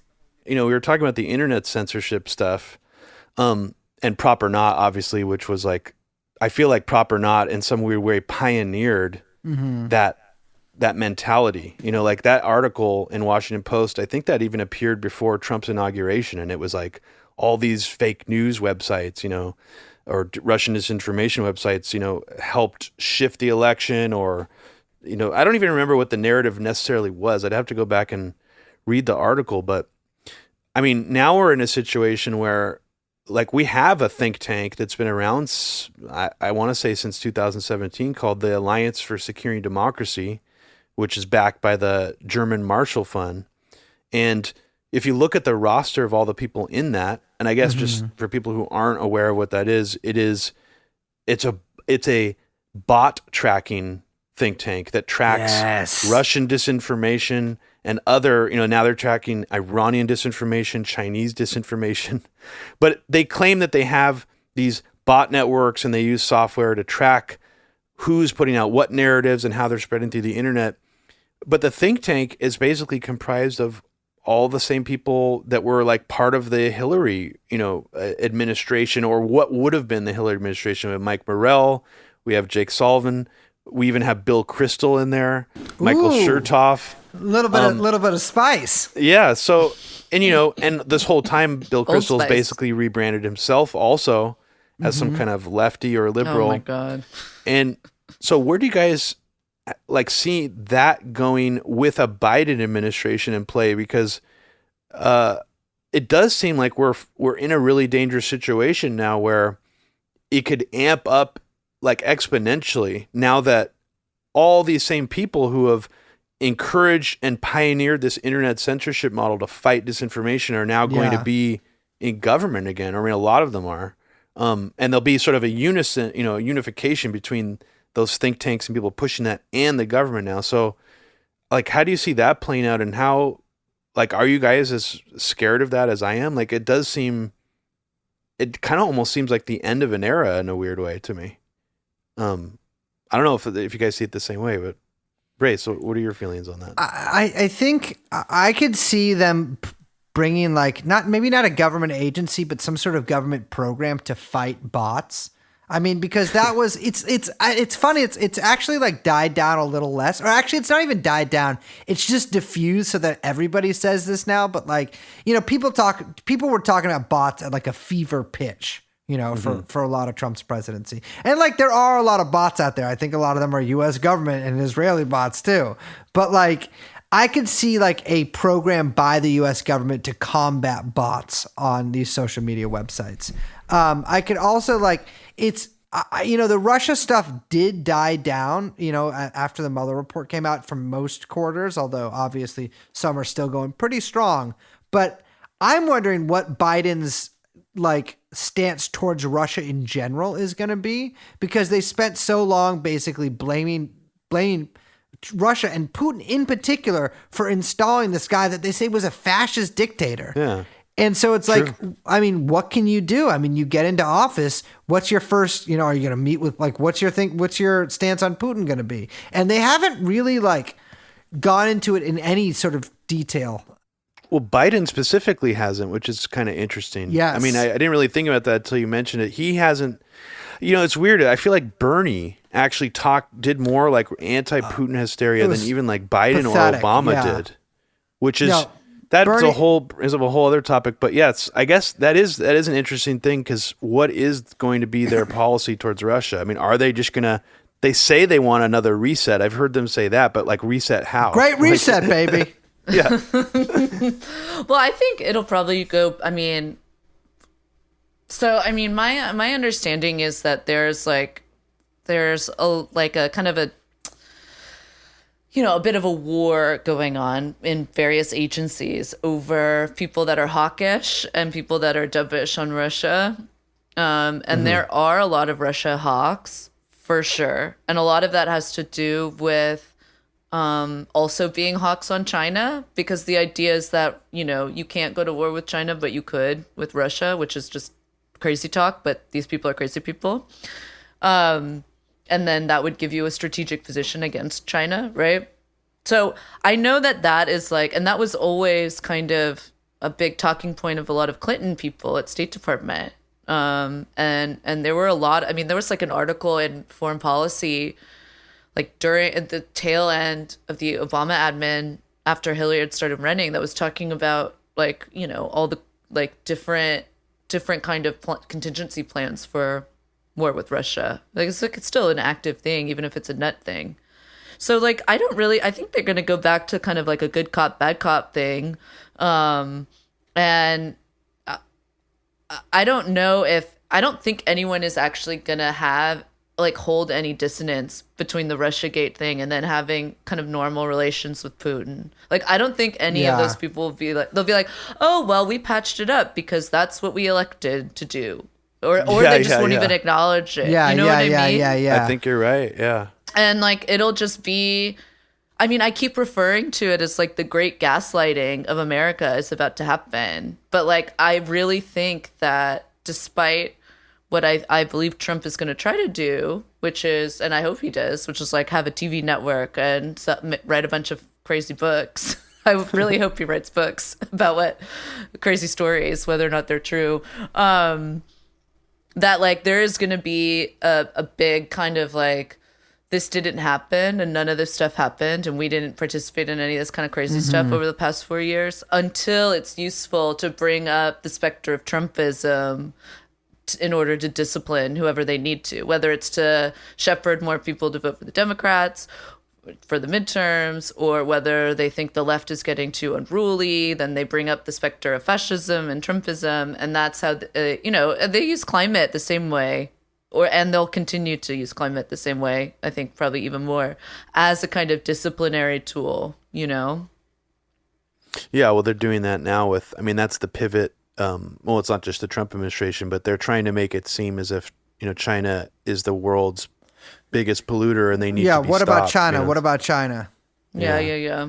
I will say about the climate thing, like, I really think that's going to be a huge, I mean, you want to talk about NGOs, like that's going to be a big talking point in the next couple years, because it is going to, there's going to be a lot of, we can't talk about healthcare. We need to talk about climate, which I've already seen pushed forward by people like Chris Hayes and other like media people, like famously have been saying that since the primaries. Mm-hmm. So I think that is going to be, we can't talk about jobs. We need to focus on the climate. And, that gets a lot of middle class support for a reason.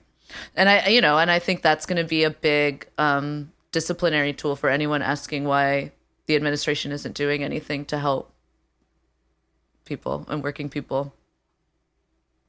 Yeah. And so people should be able to, I mean, that's one thing. It's like, I get nervous, like even talking about that stuff, because the minute you say anything like that, you're called like a climate denier, which is also like used as a weapon.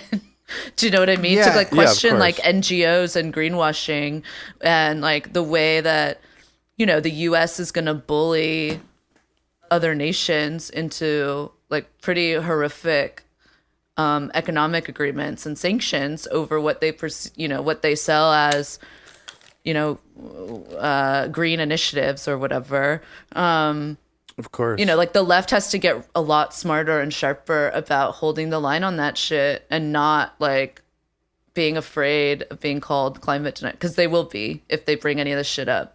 And my suspicion is that because of that, they won't. Mm-hmm. Yeah, I mean, it's hard to, I think there's been very few people, one of them I can think of is Nafeez Ahmed, who really used to lay out this case all the time that, the ruling class powers were taking advantage of the climate change argument to essentially consolidate more power, even though it is a real issue and it does need to be seriously addressed, and could be potentially very apocalyptic. Both things are true at the same time, and that's absolutely the discussion that not enough people are having. It's the same thing with COVID. Sure, yeah. I mean, that's like that's the other thing that gets me is like, I mean, you talk about conspiracy theory. I mean, just to like bring it back to what we started talking about, it's like, okay, the pandemic can be real and also be a perfect shock and awe moment that, I mean, does that, that the government and that governments around the world, by the way, are taking advantage of. I mean, absolutely. There's like, France is basically like a police state now.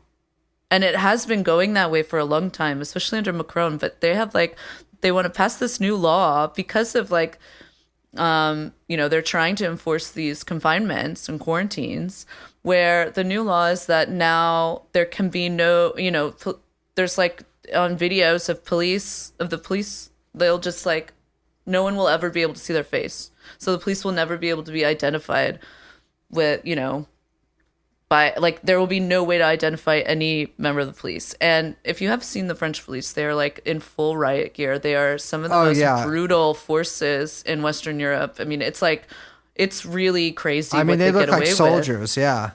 Yeah, and they are constantly people's hands are getting blown off, and people are getting hit with serious being blinded. I mean, they make American what the fucking National Guard does here is fucking nothing. It's nothing compared to what the police in Paris do.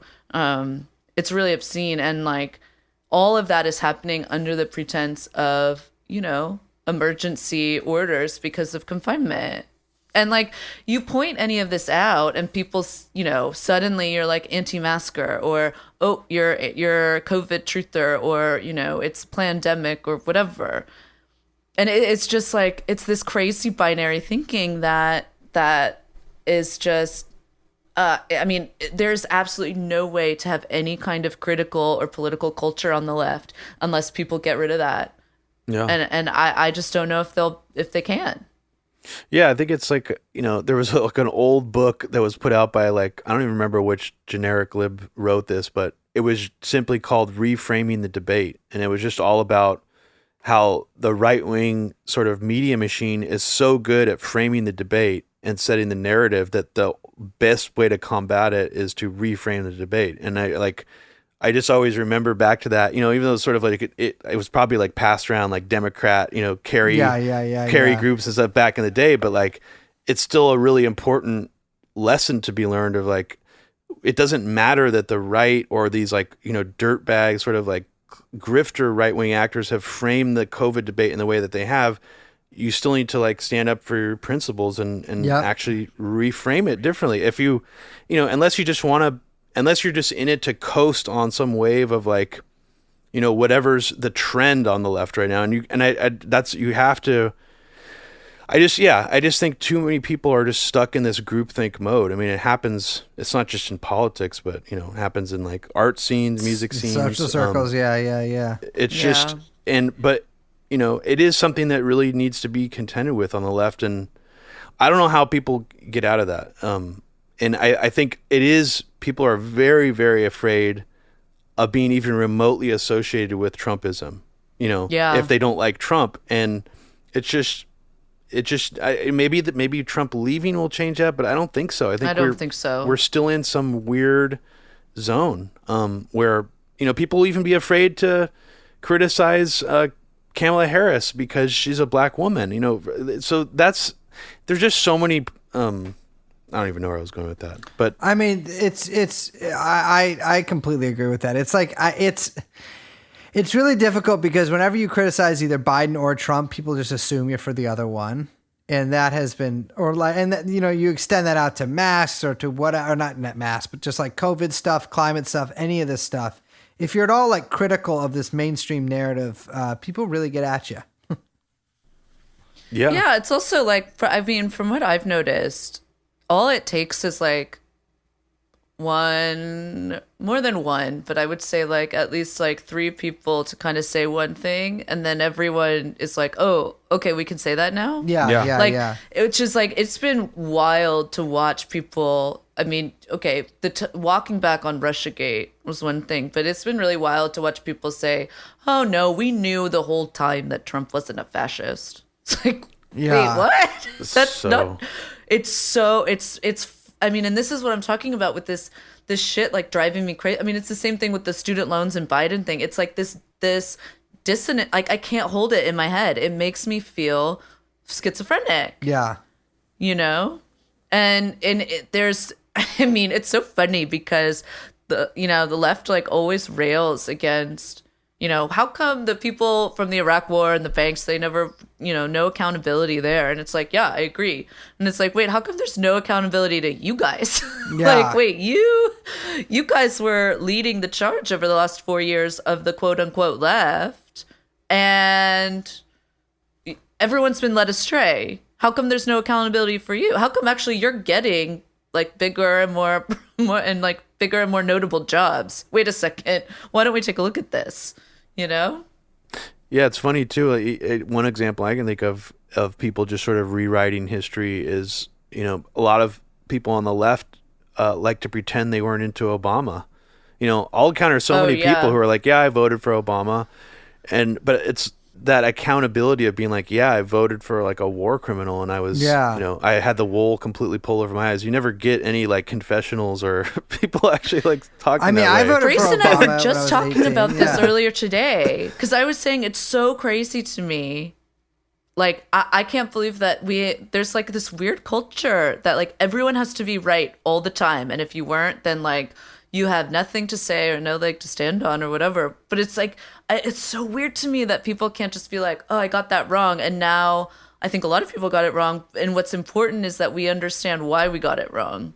Right. Yeah. And like, because what's like an amazing feature of this system of never having to like, of people never feeling comfortable of saying like, for example, like I thought Bernie was going to win. Right. And like, I got that wrong. And there were people who understood that he wasn't. And I'm just talking about the primary. And so like, it's been really important for me over the past like whatever months to kind of like sit and figure out and think really hard and work through why I think I got that wrong and what I missed.